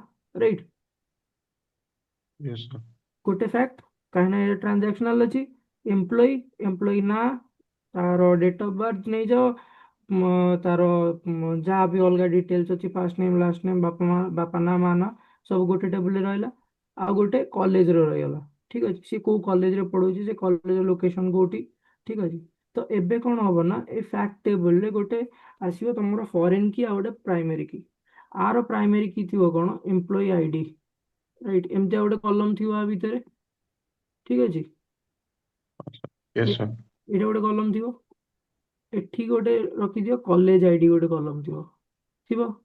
ମାନେ କଲେଜ ଯଦି 10ଟା କଲେଜ ଅଛି, ତାର ଗୋଟେ ପ୍ରାଇମେରୀ କି ଥିବ କି ନାହିଁ, କଲେଜ ଆଇଡି ଯୋଉଥିରେ ସେ ଆମେ ଯୋଉ 10ଟା କଲେଜ ଅଛି ତାକୁ ଡିଫରେନ୍ସିଏଟ କେମିତି କରିବା, କଲେଜ ଆଇଡି ଗୋଟେ କଲମ ଥିବ। ରାଇଟ୍, ତ ୟେସ୍ ଫ୍ୟାକ୍ଟ ସାର୍। ଟେବୁଲରେ ଆମେ କଣ କରିଥିବା ନା, ଫ୍ୟାକ୍ଟ ଟେବୁଲରେ ଆମ ପାଖରେ ଆଡିସନାଲି ଯାହା ଟ୍ରାନଜାକ୍ସନାଲ ଡାଟା ଥିବ, ତା ସହିତ ଆମ ପାଖରେ ଗୋଟେ ଏମ୍ପ୍ଲୟୀ ଆଇଡି ଗୋଟେ କଲମ ଥିବ, ଆଉ ଗୋଟେ କଲେଜ ଆଇଡିର ବି କଲମ ଥିବ ଗୋଟେ। ଠିକ ଅଛି, ତ ମୁଁ ଏଇନା କଣ କଲି। ବିବେକ, just a minute. ଆଜ୍ଞା। Sorry for disturb you. ହୁଁ ତା କ୍ୱେଶ୍ଚିନ୍ କଣ ଥିଲା ଜାଣିଛ ନା, ମାନେ ଆମର ହୁଁ ଇଏମ୍ପି ଟେବୁଲ ଅଛି, ଭାବ ଯେମିତି କଲେଜ ରିଜନ ଅଛି। ହୁଁ ହୁଁ। ମଝି ନାଇଁ କି, ମଝି ଟେବୁଲଟା ଯୋଉ ସାଲେରୀ ନାଇଁ କି, ସେଇଟା ହଉଛି ସାଲେରୀ ଗ୍ରେଡ ଟେବୁଲଟା, ସେଲ୍ ଗ୍ରେଡ। ଓକେ, ଗ୍ରେଡ୍ ମାନେ? ମାନେ ଗ୍ରେଡ ମାନେ କଣ, ଯେମିତି ଗୋଟେ ଏମ୍ପ୍ଲୟର ଗ୍ରେଡ ଯଦି ଆମେ ଆଇଡେଣ୍ଟିଫାଇ କରିବା, ତ then we have to go to that table, ସେଲ୍ ଆଚ୍ଛା, ଗ୍ରେଡ। ହଁ ସେଇଟା, ହଁ ସେଇଟା ଯଦି ଗ୍ରେଡ୍ ସେଠି ଆପଣ ଶୁଣ ଆଇଡେଣ୍ଟିଫାଇ ଟିକେ, କରୁଛନ୍ତି। ହଁ ସେଠି କଣ, ସେଠି ଡାଇରେକ୍ଟ କିଛି ରିଲେସନ ନାହିଁ। ସେଠି କେମିତି ରିଲେସନ ଅଛି, ଦ୍ୟାଟ୍ ଇଜ ଥ୍ରୋ ନନ୍ ଇକ୍ୱିଜଏଣ୍ଟ। ଆଚ୍ଛା, ନାଇଁ ମାନେ ସେଇଟା, ବିଟବିନ୍ ରେ ବା ଲେସ୍ ଦେନ୍ ଗ୍ରେଟର ଆମେ ପିକ୍ କରିପାରିବା। ଆଚ୍ଛା ଆଚ୍ଛା, ହଁ ସେଇଟା ମୁଁ ବୁଝିଲି। ସେଇ ଯୋଉ କ୍ୟାଲକୁଲେସନଟା ଆପଣ କହୁଛନ୍ତି, ଏଇ ଯୋଉ ସାଲେରୀ ଅଛି ନା, ଆପଣ ଗ୍ରେଡ୍ ବନଉଛନ୍ତି, ଏଇଟା ଗୋଟେ କ୍ୟାଲକୁଲେଟେଡ୍ କଲମ ବନେଇଦେଲେ। ଯେମିତି କି ଆପଣଙ୍କର ସାଲେରୀ ଅଛି 10,000ରୁ 20,000, ଆମେ ତାକୁ ଗ୍ରେଡ୍ ଏ ରେ ପକେଇଦେଲେ। ରାଇଟ୍, ହଁ କି ହଁ ସେଇଟା ମୁଁ କହୁଛି, 20,000ରୁ 30,000 ତାକୁ ଆମେ ଗ୍ରେଡ୍ ବି ରେ ପକେଇଦେଲେ। ରାଇଟ୍, ହଁ ଏଇଆ ତ? ହଁ, ଦେଖନ୍ତୁ ଏବେ ନା ଆମେ ଏଇଠି ଗୋଟେ କଣ୍ଡିସନାଲ କଲମ କ୍ରିଏଟ୍ କରିଦେବା। ଠିକ ଅଛି, ତାର ଏ ବି ସି ଗ୍ରେଡ୍ ପଳେଇ ଆସିଲା। ଠିକ ଅଛି, ଏବେ କଣ ନା, ଏଇ ଦିଟାକୁ ଜଏନ୍ କେମିତି କରିବା, ମୁଁ ସେଇ କଥା କହୁଥିଲି। ହଁ ଏବେ ଫ୍ୟାକ୍ଟ ଟେବୁଲରେ ତମେ ଦେଖିବ ନା, ଏଇଠି ଆମ ପାଖରେ ଗୋଟେ, ଏଇଠି ଏକ୍ସାମ୍ପଲ ନିଅ ଏଇଠି। ଠିକ ଅଛି, ଫ୍ୟାକ୍ଟ ଟେବୁଲ, ଫ୍ୟାକ୍ଟ ଟେବୁଲରେ ପ୍ରଡକ୍ଟ କି ବି ଅଛି, ଅର୍ଡର ଡେଟ୍ କି ବି ଅଛି, କଷ୍ଟମର କି ବି ଅଛି। ଆଡିସନାଲି ତା ସହିତ ଟ୍ରାନଜାକ୍ସନାଲ ଡାଟା ବି ଅଛି ଏଇଠି। କିନ୍ତୁ ଏଇ ସବୁ ଜିନିଷ ଗୁଡ଼ା ତାର କ'ଣ, ଏଇ ସବୁ ଜିନିଷ ହେଉଛି ଆମର ଫରେନ୍ କି। ଆଉ ଏଇ ସବୁ ଜିନିଷ ଆର ଯୋଉ ପ୍ରଡକ୍ଟ କିଟା ଏଇଠି ହେଇଗଲା, ଆର ଏଇଟା ପ୍ରାଇମେରୀ କି। କିନ୍ତୁ ଫ୍ୟାକ୍ଟ ଟେବୁଲରେ ସେମ୍ ଯୋଉ କଲମଟା ଅଛି ଦେଖ, ପ୍ରଡକ୍ଟ କ୍ୟାଟେଗୋରୀ କି ଗୋଟେ ଏଇଠି ଅଛି, ପ୍ରଡକ୍ଟ କ୍ୟାଟେଗୋରୀ ଟେବୁଲରେ ଏଇଟା ହେଇଗଲା ତାର ପ୍ରାଇମେରୀ କି। ଠିକ ଅଛି, ଏବେ ଫ୍ୟାକ୍ଟ ଟେବୁଲ ଦେଖ, ପ୍ରଡକ୍ଟ କ୍ୟାଟେଗୋରୀ କି ଗୋଟେ ଥିବ। ମନେକର ସେ ସାଲଗ୍ରେଡରେ ବିବେକ ଡାଇରେକ୍ଟ କିଛି ନାହିଁ, ହଁ, ମାନେ ଡାଇରେକ୍ଟ ଜଏନ୍ କରିପାରିବାନି, ତା ପାଇଁ ଗୋଟେ ଆମକୁ ଏମିତି ପ୍ରାଇମେରୀ କି ଗୋଟେ କି ଦରକାର ଜଏନ୍ କରିବା ପାଇଁ। ଆଉ ସେଇଟା ସବୁବେଳେ କି ଥିବ ଆପଣଙ୍କ ପାଖରେ, କାହିଁକିନା ସେଇଟା ଗୋଟେ centralise table at the and ବନେଇବ ନା, ତ ତାକୁ ସେମିତି ହିଁ ବନା ହେଇଥିବ ଯେ ତା ପାଖରେ ଯେମିତି ଗୋଟେ କି ଥିବ। ଠିକ ଅଛି, ଯେମିତି ଆପଣଙ୍କ ପାଖରେ ଏଠି ସେଲ୍ସ ଟେରିଟୋରୀ କି ହେଇଗଲା, ସେଲ୍ସ ଏଇ ଡାଇମେନସନ ଟେବୁଲରେ। ଠିକ ଅଛି, ଏଇ କିଟା ଅଛି। ଆପଣଙ୍କର ଫ୍ୟାକ୍ଟ ଟେବୁଲ ଦେଖନ୍ତୁ, ଏଇଠି ଗୋଟେ ସେଲ୍ସ କି ଥିବ। ମନେକର ଏବେ ଦିଟା ଟେବୁଲରେ ତ ଫାଇନ୍, ଯଦି ଅଛି କି କଲମ ମାନେ କମନ କି ଅଛି ତ ଆମେ ଜଏନ୍ସ ମାରିପାରିବା। ହଁ, ବୁଝିଲେ ଏଇଠି ନା? ଦେଖନ୍ତୁ, ଠିକ ଅଛି, ଏଇଟା ଜଏନ୍ ନୁହେଁ, ଏଇଟା ରିଲେସନସିପ୍। ଜଏନ୍ ଅଲଗା ଜିନିଷ, ଏଇଟା ଆମେ ରିଲେସନସିପ ବନଉଛେ। ଆମେ ରିଲେସନସିପ ରେ କ'ଣ କରୁଛେ ନା, ଏଇଟା ଯୋଉ ମୁଁ ହୁଁ। ଆପଣଙ୍କୁ କହିଲି ଯେ ସେଣ୍ଟ୍ରାଲାଇଜ ଟେବୁଲ ଗୋଟେ ଥିବ, ତାକୁ ଆମେ ପୁଣି ଭାଙ୍ଗିଦେଲେ ଚାରିଟାକୁ, ତାକୁ ପୁଣି ଥରେ ଆମକୁ ଗୋଟେ ପୁଣି ଥରେ ସେଇ ସେମିତିଆ ଷ୍ଟ୍ରକ୍ଚର ଗୋଟେ ଟେବୁଲ ଦରକାର, ଯୋଉଥିରେ କି ଆମେ କାଲକୁଲେସନ ଟା ପରଫର୍ମ କରିପାରିବା ନା। ଯଦି ଏନା ମୁଁ ଗୋଟେ ଡ୍ୟାକ୍ସ ଲେଖିବି କି କ୍ୟାଲକୁଲେଟ ସାଲେରୀ ଫର ଏଇ ଏମ୍ପ୍ଲୟୀ ଆଇଡି ନମ୍ବର ପାଇଁ, ଆର ଆର ସିକ୍ୱେଲି ଭାବି ଦିଅନ୍ତୁ, ଆର ରିଜିଅନ ଦିଅନ୍ତୁ ମତେ, ଆଉ ଆର ସାଲେରୀ ଦିଅନ୍ତୁ। ଠିକ ଅଛି, ଆଉ ଏମ୍ପ୍ଲୟୀର ନାଁ ଦିଅନ୍ତୁ। ସିଏ ନା କ'ଣ କରିବ, ଆଗରୁ କେମିତି ଯାଇଥାନ୍ତା, ଅଲଗା ଅଲଗା କରିକି ଜଏନ୍ କରିବାକୁ ପଡ଼ିଥାନ୍ତା। ଏବେ ଆମେ ଯୋଉ ରିଲେସନସିପଟା ବନେଇଦେଲେ, ଆର ଫ୍ଲୋଟା ଆଇଡେଣ୍ଟିଫାଇ ହେଇଗଲା କି ଏବେ ଏଇ ଲାଇନରେ ସିଏ ଯିବ। ଠିକ ଅଛି, ଏଠି ଯଦି ଏମ୍ପ୍ଲୟୀ ନମ୍ବର ଆଇଡି ନମ୍ବର 2 ଥିବ, ତ ସିଏ ଏଇଟା 2 ଏଇଠିକି ଗଲା, ତାକୁ ନେମ୍ ମିଳିଲା, ନେମ୍ ଦବ ଆପଣଙ୍କୁ। ତାପରେ ଆଗକୁ ଗଲା, ସାଲେରୀ ଦେଲା, ସାଲେରୀ ଦବ ତାର 20,000 30,000 ଯାହା ବି ଅଛି। ତାପରେ ଯିବ କ'ଣ, ଗ୍ରେଡ୍ ଯୋଉଟା ଆପଣ ବନେଇଛନ୍ତି, ଧର ଏଇ ଯୋଉ ଗ୍ରେଡ୍ ସେ ଆପଣ କହିଲେ, ତ ଏଇ ଗ୍ରେଡ୍ ହିସାବରେ ଆପଣଙ୍କୁ ଦବ ଗ୍ରେଡ୍ ଏ ନା ଗ୍ରେଡ୍ ବି କି ଗ୍ରେଡ୍ ସି। ତାପରେ ଏଇ ରୋରେ ଆଗକୁ ଯାଇକି ଆପଣଙ୍କୁ ରିଜନ ଦବ ଆଉ କଲେଜ ଦବ। ଠିକ ଅଛି, ତ ଏଇ ରିଲେସନସିପଟା ଏଇଥିପାଇଁ ବନା ହଉଛି। ପିଲାମାନେ ବୁଝିଲ ନା ଆଉଥରେ ବୁଝିବି ଏଇଟା? ସାର୍ ଆକ୍ଚୁଆଲି ରିଲେସନସିପ ଟା ଯୋଉ କେମିତି ବନା ହଉଛି ସେଠି ଟିକେ କନଫ୍ୟୁଜନ ହଉଛି ସାର୍। ହଁ ଆକ୍ଚୁଆଲି ମୁଁ ଜଏନ୍ ମାନେ ଆମେ ପୂର୍ବରୁ ଜାଣିଛୁ ଯେ ଆମେ କ୍ୱେରି ଲେଖିକି ଲେଫ୍ଟ ରାଇଟ୍ ଯଦି କମନ ରେକର୍ଡ ଅଛି ତ ଆମେ ବାହାର କରିଦେବୁ ଡାଟା। ହଁ ବଟ୍ ହଁ ରିଲେସନସିପ ଆମେ କୋଉ ବେସିସ ରେ ଦେବା, ଆମେ କଣ କେମିତି ସେ ଭିତରେ ଦେବା ହଁ ମୁଁ ରିଲେସନସିପ ରେ? କହୁଛି ଏଇଟା ଆଉଥରେ ବୁଝଉଛି ତମକୁ। ଏଇଟା ଦେଖ, ତମେ ଏତିକି ବୁଝିଲ। ଦେଖ, ଜଏନ୍ରେ ଏବେ ଯୋଉ ଆମେ ଏଇଟା ଯୋଉ ରିଲେସନସିପଟା ବନଉଛେ, ଏଥିରେ ଆମେ କିଛି କଲମ ଆଡ୍ କରୁଛେ? ନାଇଁ, ଆଡ୍ କରୁନେ ନା କିଛି Yes. କଲମ, କିଛି ଆଡ୍ ହଉନି। ଆମେ କ'ଣ କରୁଛେ, ଆମେ ତାର ଖାଲି ଗୋଟେ ଡାଇରେକ୍ସନ ଦେଖି ଦଉଛେ କି ଆମ ସେଲ୍ସ ଟେରିଟୋରୀ ଯୋଉ ଡାଟା ମୁଁ ଏଇନା ଫିଲ୍ଟର କରୁଛି, ତାର ରିଜନକୁ ଫିଲ୍ଟର କଲି କି ରିଜନରେ ଫିଲ୍ଟର ମାରିଲି, ଧର ରିଜନ ହେଇଗଲା ଭୁବନେଶ୍ୱର, ତ ସିଏ କ'ଣ କରିବ, ଫ୍ୟାକ୍ଟ ଟେବୁଲରେ ଯେତିକ ଭୁବନେଶ୍ୱର ଭ୍ୟାଲ୍ୟୁ ଯେତିକ ଥିବ, ଭୁବନେଶ୍ୱର ସହିତ ଯେତିକ ଭ୍ୟାଲ୍ୟୁ ଆକ୍ୱେଣ୍ଟେଡ୍ ଥିବ, ସେ ସେଇଟାକୁ ଫିଲ୍ଟର ଆଉଟ୍ କରିଦବ। ଠିକ ଅଛି, ଏଇଟା ସେଇଟା ଆମେ କେମିତି ବନେଇଲେ ଦେଖ। ଫାର୍ଷ୍ଟ କଥା, ହେଲେ ସାର୍ ଯଦି କମନ ରେକର୍ଡ ମାନେ କଲମ ଅଛି ତାହେଲେ ହିଁ ଆମେ ରିଲେସନସିପ ଦେଇପାରିବା, ହଁ, ଯଦି ଯଦି କଲମ କମନ ରେକର୍ଡ ରେକର୍ଡ କିଛି ଅଛି ନାହିଁ। ତାହେଲେ ରିଲେସନସିପ ଦେଇପାରିବ, ଯଦି କମନ ରେକର୍ଡ ନାହିଁ ତମେ ସେଟା ରିଲେସନସିପ ଦେଇପାରିବନି। ଆଉ ଓକେ। ତାପରେ ଆଉ ଗୋଟେ ଜିନିଷ ମୁଁ ତମକୁ ଦେଖଉଛି, ତମେ ଯୋଉଟା କହୁଛ ଜଏନ୍ କଥା, ଜଏନ୍ ତମର ଏଇଠି ଆସିବ, ଟ୍ରାନ୍ସଫର୍ମ ଡାଟାରେ ତମେ ଯେତେବେଳେ ଯିବ। ଠିକ ଅଛି, ଏବେ ମତେ ମର୍ଜ କ୍ୱେରି କରିବାର ଅଛି କି ମତେ ଏଇ ଯୋଉ ଦେଖୁଛ ତମେ ଫ୍ୟାକ୍ଟ ସେଲ୍ ଆଉ ଡାଇମେନସନ ସେଲ୍ସ କ୍ୟାଟେଗୋରୀ, ମତେ ଏଇନା ଗୋଟେ ନୂଆ ଟେବୁଲ ବନେଇବାର ଅଛି। ଠିକ ଅଛି, ତ ମୁଁ ଏଇନା କ'ଣ କରିବି, ମର୍ଜ ଟେବୁଲ କରିବି। ମର୍ଜ କ୍ୱେରିଜ କଲି, ମର୍ଜ କ୍ୱେରିଜ ଆଜ ନ୍ୟୁ ମାରିବି। ତାପରେ ମୁଁ ଏଇଟା କହିବି ଫ୍ୟାକ୍ଟ ଇଣ୍ଟରନାଲ ସେଲ୍ ହେଇଗଲା, ତାପରେ ଡାଇମେନସନ ସେଲ୍ସ ଟେବୁଲ ଗୋଟେ ଦେଇଦେବି। ଏବେ ତମର ଜଏନ୍ କଣ୍ଡିସନ ଆସିଗଲା। ଜଏନ୍ କଣ୍ଡିସନରେ କ'ଣ ହବ, ଯେମିତି ତମ ସିକ୍ୱେଲରେ ଜଏନ୍ ହଉଛି ସେମିତି ହିଁ ଜଏନ୍ କଣ୍ଡିସନ ହବ। ଠିକ ଅଛି, ଜଏନ୍ଟା ନଉନି, କାହିଁକି ନଉନି, କାହିଁକି ନା ଆମେ ତାର ରିଲେସନସିପ ଦେଇନେ, କାହାକୁ ଅର୍ଡର କରିବା କାହା ସହିତ। ଠିକ ଅଛି, ମତେ ନା ସେଲ୍ସ ଆର ଦରକାର, ସେଲ୍ସ ଟେରିଟୋରୀ କି ପ୍ରଡକ୍ଟ କି ସେଲ୍ସ ଟେରିଟୋରୀ କି ପଡିଲା, ଏଇଟାକୁ ଆ ସହିତ ମାରିଲି, ହେଇଗଲା। ଏବେ ଏଇଟା ଜଏନ୍ ବନେଇଲା କି ମର୍ଜ ବନେଇଲା। ଏଥିରେ କ'ଣ ହବ, ଏଇ ଦିଟାର ଯାହା ବି ତମର ଇନର ଜଏନ୍ କଲେ ନା, ଇନର ଜଏନ୍ରେ କ'ଣ ହବ, ଯେତିକ ତାର କମନ ଜିନିଷ ଥିବ ସିଏ କ'ଣ କରିବ, ସେଇଟା ନେଇକି ରଖିଦେଲା ଆମକୁ ଗୋଟେ ନୂଆ query ରେ ଦେଇଦେଲା, ଠିକ ଅଛି, ନୂଆ ଡାଟା ଟେବୁଲରେ ଦେଇଦେଲା। ଏତିକି ଯାଏଁ ବୁଝିଲେ? ଦିଟା ଟେବୁଲ ଅଛି, ଠିକ ଅଛି, ଦିଟା ଟେବୁଲ ଅଛି, ଗୋଟେ ଅଛି ସେଲ୍ସ ଟେରିଟୋରୀ, ଗୋଟେ ହେଲା ଆମର ଫ୍ୟାକ୍ଟ ଇଣ୍ଟରନାଲ। ଆମେ ଆ ଉପରେ ଗୋଟେ ଇନର ଜଏନ୍ କଲେ, ଠିକ ଅଛି। ଏବେ କଣ ହେଲା, ଆ ଭିତରେ ସେ କଣ କଲା, ମର୍ଜ କଲା କି ତମର ଜଏନ୍ ବନେଇଲା, ଜଏନ୍ ବନେଇକି ଆମକୁ ଗୋଟେ ଫାଇନାଲ ଡାଟା ଟେବୁଲ ଦେଲା, ରାଇଟ୍। Yes, sir. ହଁ ଏଇଟା ସିମ୍ପଲ ଜିନିଷଟା ନା, ଏଇଟା ତମେ ସିକ୍ୱେଲ ରେ ବି ସେୟା କରୁଛ, ମୁଁ ବି ସେୟା କଲି ଏଇଠି। ମୁଁ ଏଇଠି କଣ କଲି, ମୁଁ ଏଇଠି ସୋର୍ସ କଲି, ମୁଁ ଜଏନିଂ କଣ୍ଡିସନ ଦେଇଦେଲି, କଣ ଦେଲି, ମୋର ଫ୍ୟାକ୍ଟ ଇଣ୍ଟରନାଲ ସେଲ୍ ଅଛି ଗୋଟେ ଟେବୁଲ, ଆଉ ଡାଇମେନସନ ଟେରିଟୋରୀ ଅଛି ଆଉ ଗୋଟେ ଟେବୁଲ। ମ୍ୟାଚିଂ କୋଉଥିରେ କଲି, ମୁଁ ଯୋଉଟା କମନ ଅଛି ସେଇଥିରେ ମୁଁ ମ୍ୟାଚିଂ କରିଦେଲି, ସେଲ୍ସ ଟେରିଟୋରୀ କିରେ ମୁଁ ମ୍ୟାଚିଂ କରିଦେଲି। ଜଏନ୍ କାଇଣ୍ଡ କେମିତି ଦେଲି, ଲେଫ୍ଟ ଜଏନ୍ ଦେଲି କି ଆଉଟର ଜଏନ୍ ଦେଲି, ଇନର ଜଏନ୍ ଦେଲି, ଇନର ଜଏନ୍ ଦେଇକି ତାକୁ ମ୍ୟାଚିଂ କରିଦେଲି। ଏଇଟା ମୋର ଗୋଟେ ଡେଟା ଟେବୁଲ ବନିଗଲା। ତ ଏଇ ଡାଟା ଟେବୁଲରେ କଣ ଭ୍ୟାଲ୍ୟୁଜ ଥିବ, ଯାହା କମନ ଥିବ ସେଇଆ ହିଁ ଭ୍ୟାଲ୍ୟୁଜ ଆସିବ। ମାନେ ଯେତେବେଳେ ସେଇ ଜିନିଷଟା ବ୍ଲାଙ୍କ ଥିବ କି ନଲ୍ ଥିବ ସେ ରେକର୍ଡ ଗୁଡା ଆସିବନି, ରାଇଟ୍। ବୁଝିପାରିଲ ଏଇଠି? Yes, sir. ହଁ। ଏବେ ମୁଁ ଏଇନା ଯଦି ସେମ୍ ଜିନିଷ ରିଲେସନସିପ ରେ କରିବି, ସେଇ ରିଲେଟେଡ ଯଦି ତାର ନଲ୍ ଭ୍ୟାଲ୍ୟୁଜ ଥିବ ସେ ନଲ୍ ଭ୍ୟାଲ୍ୟୁଜ ଟା ଦେଖେଇବ। ତ ଏଠି ଆମେ କଣ କଲେ ନା, ଏଇ ଦିଟାକୁ ଟେବୁଲଟାକୁ ମର୍ଜ କରିଦେଲେ, ମର୍ଜ କରି ଗୋଟେ ସିଙ୍ଗୁଲାର ଡାଟା ଟେବୁଲ ବନେଇଦେଲେ। କିନ୍ତୁ ଆମେ ଯେତେବେଳେ ରିଲେସନସିପ ବନଉଛେ ସେତେବେଳକୁ ଆମେ ଡାଟା ଟେବୁଲ ଗୋଟେ ଏକ୍ସଟ୍ରା ବନଉନେ, ଆମେ ଏଇ ଦିଟା ଭିତରେ ସେମ୍ ଜିନିଷ କଲେ, କିନ୍ତୁ ବିନା ମର୍ଜ କରିକି, ବିନା ଜଏନ୍ କଣ୍ଡିସନ କରିକି। ବୁଝିଗଲା କେମିତି କଲେ? ୱାନ୍ ଟୁ ୱାନ୍ କାର୍ଡିନାଲିଟି ନେଲେ, ସେଠି ସରି ୱାନ୍ ଟୁ ମେନି କାର୍ଡିନାଲିଟି ନେଲେ, ଯୋଉଟାକୁ ମୁଁ ଏଇନା ପଢେଇବି। ତାପରେ କଣ କଲେ ନା, ତାକୁ ମ୍ୟାପ୍ କରିଦେଲେ ସେଇ ହିସାବରେ। କେମିତି ମ୍ୟାପ୍ କଲେ, ସେମ୍ ଜିନିଷରେ ମ୍ୟାପ୍ କଲେ। ଏଠି ଯେମିତି ସେଲ୍ସ ଟେରିଟୋରୀ କି ନେଇକି ମ୍ୟାପ୍ କରିଥିଲେ, ସେଠି ବି ସେମ୍ ସେଲ୍ସ ଟେରିଟୋରୀ କି ନେଇକି ମ୍ୟାପ୍ କଲେ। କିନ୍ତୁ ଏଠି ଆଡିସନାଲି ଆମେ କଣ କଲେ ନା, ଗୋଟେ ନୂଆ ଡେଟା ଟେବୁଲଟେ ବନେଇଦେଲେ ଏଇଠି, ଠିକ ଅଛି। ତ ଏଇ ଡେଟା ଟେବୁଲ ନା ମେମୋରି କନଜ୍ୟୁମ କରିବ। କିନ୍ତୁ ଆମେ ଯେତେବେଳେ ସେଇଟା ରିଲେସନସିପରେ ବନଉଛେ, ଆମକୁ ଡେଟା ଟେବୁଲ ବନେଇବାକୁ ଦରକାର ନାହିଁ, ଆମେ ସେମ୍ ଜିନିଷଟା କଣ କରିଦେବା, ସେଇଠି ବି ପରଫର୍ମ କରିପାରିବା ସେ ସେମ୍ ଜିନିଷଟା। କେମିତି? ଏଇଠି ଖାଲି ଗୋଟେ ରିଲେସନସିପ ବନେଇକି। ବୁଝିଗଲା ନା? ହେଲେ ଆମେ ତମ ଭଏସ ବ୍ରେକ୍ ହଉଛି।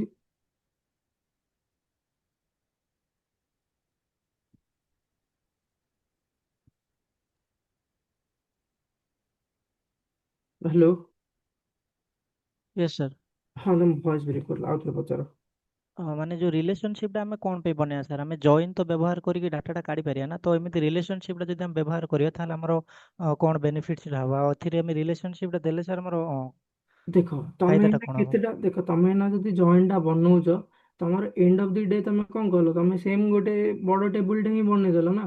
ଏବେ ଦେଖ, ଏବେ ଯଦି ଆମେ ସେଇଠି ଜଏନ୍ ଟାକୁ ହିଁ କଲେ, ତମ କଥା ନେଇକି ଯଦି କରିବା ନା, ଜଏନ୍ ଯଦି କରିବା, ଠିକ ଅଛି, ଆମେ ନା ଏଇଠି ଗୋଟେ ମର୍ଜ କଲେ ଏଇଟାକୁ, ଠିକ ଅଛି, ଏଇଟା ଗୋଟେ ମର୍ଜ ହେଇଗଲା। ତାପରେ ମୁଁ ଏଇଟାକୁ ଆ ସହିତ ମର୍ଜ କରିବି, ରାଇଟ୍। ପୁଣି ଥରେ ଆ ରିଲେସନସିପ ବନେଇବାକୁ ପଡିବ, ଆକୁ ଓକେ। ପୁଣି ଥରେ ଆଉ ଥରେ ମର୍ଜ କରିବା ଆ ସହିତ। ଡିମ୍ ପ୍ରଡକ୍ଟ ଯୋଉଟା ଅଛି ତାକୁ ପୁଣି ଥରେ ମର୍ଜ କରିବା ସହିତ, ଡିମ୍ ଡେଟ୍ ଯୋଉଟା ଅଛି ତାକୁ ଆଉ ଥରେ ମର୍ଜ କରିବା ସହିତ। ତ ଏବେ କଣ ହବ ନା, ସେ ଯୋଉଟା ଆମେ ଷ୍ଟାର୍ଟ କରିଥିଲେ ଯେମିତି ଯୋଉ ବଡ ଡେଟା ଟେବୁଲ ସହିତ, ସେମ୍ ବଡ ଡେଟା ଟେବୁଲଟା ହେଇଗଲା। ତା ଲାଭ କଣ ହେଲା? ଓକେ। ବୁଝିପାରିଲ? କାରଣ ଆମେ ୟେସ୍ ଆମେ ସାର୍। ତ ସେଇଟାକୁ ଆଭଏଡ କରିବାକୁ ଚାହୁଁଛେ ନା। ଯଦି ଆମେ ପୁଣି ଥରେ ସେଇଟାକୁ ମର୍ଜ ଆଉ ଜଏନ୍ କରି କରି କରି କରି ଯିବା, କିଛିଟା ପାଇଁ ଠିକ ଅଛି, କିନ୍ତୁ ପୁଣି ଥରେ ଯଦି ସେଇଟା କରି କରି କରି କରି ଯିବା, ତାହେଲେ ଏଣ୍ଡ ଅଫ ଦି ଡେ ଆମେ କଣ ହେଲା, ଆମର ଏଇ ଯୋଉ ଛଅଟା ଥିଲା ଆମ ପାଖରେ ଅଲଗା ଅଲଗା ଥେଇକି, ଆମେ ସେଇଟାକୁ ପୁଣି ଥରେ ଗୋଟେ ସେଣ୍ଟ୍ରାଲାଇଜ ଟେବୁଲ ଏଠି ବନେଇଦେଲେ, ରାଇଟ୍। ଓକେ। ଓକେ। ତ ଆମର କିଛି ଫାଇଦା ହିଁ ହେଲାନି ତ ୱାନ୍ ଟାଇମ୍ ଅଫ୍ ସେଟା କାର୍ଟିସିଆନ୍ ହେଇଯିବ, ରାଇଟ୍ ବିବେକ? ହଁ ଆଜ୍ଞା ଆଜ୍ଞା, ହଁ। ପାର୍ଟିସନ ହିଁ ତ ଆମେ ହେଇଗଲା। ଜିନିଷ ଟିକେ ବିବେକ, ଜଷ୍ଟ ମିନିଟ୍। ଆଜ୍ଞା ମାନେ କଣ ସମୟରେ ବୁଝିପାରିଲ ନା, ଯେମିତି ଆମେ ଦିଟା ଟେବୁଲ ଡେଟା ଯଦି ଦେଖିବାର ଅଛି ମର୍ଜ କରିକି, ତ ସିମ୍ପଲ କାର୍ଟିସିଆନ୍ କରିପାରିବେ, ବଟ୍ କାର୍ଟିସିଆନ୍ କଣ huge number of record generate ହବ। ଆମେ ରିଲେସନ ଯଦି ଆମେ ଜଏନ୍ସ ମାରିବା, ଇନର ଜଏନ୍ ବା ଲେଫ୍ଟ ଜଏନ୍ ରାଇଟ୍ ଜଏନ୍ ମାରିବା, ତ ଦିଟା ଟେବୁଲ ରିଲେସନ ଥିବା ଦରକାର ନା। ଯେମିତି ଆମର ଇଏବି ଡିପିଟି ଭିତରେ ଡିପି ନମ୍ବରଟା ରିଲେସନ ଅଛି, ପ୍ରାଇମେରୀ କି ଫରେନ୍ କି। ସେଥିପାଇଁ ଆମେ ଜଏନ୍ସ ମାରିଲା ପରେ ସେ ଆମକୁ ମ୍ୟାଚିଂ ରେକର୍ଡ ଦେଉଛି। Yes, sir. ହଁ, ରିଲେସନଟା ଜଏନ୍ସ ମାରିବା ପୂର୍ବରୁ we should maintain the relations. ଠିକ ଅଛି। ଏବେ ହେଇଗଲା ଏଇଠି। ତାପରେ ବିବେକ ସେଇଠୁ ମୁଁ ଆଉ ଟିକେ ଗୋଟେ କ୍ୱେଶ୍ଚିନ୍ ଆଜ୍ଞା ନା ସେ ମତେ ଲାଗୁଛି ଧ୍ରୁବର କ୍ୱେଶ୍ଚିନ୍ ଟିକେ ରହିଗଲା ବୋଲେ କଣ ଆଜ୍ଞା ଜାଣିଲ ତମେ ଟିକେ ଏକ୍ସେଲ ସିଟ୍ ଓପେନ୍ କଲ। ଏକ୍ସେଲ ସିଟଟା ଏଇଟା ଆପଣ କହୁଥିଲେ? ନାଇଁ ଗୋଟେ ସାମ୍ପଲ୍ ଗୋଟେ ମୁଁ ଗୋଟେ ଡେଟାଟି କହୁଛି ଖାଲି। ଆଜ୍ଞା ଆଜ୍ଞା କୁହନ୍ତୁ।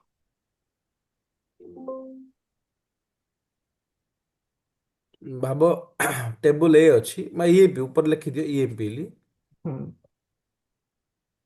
ହେଲା। ହୁଁ ତଳକୁ କଲମ ଅଛି ଇଏମପି number E name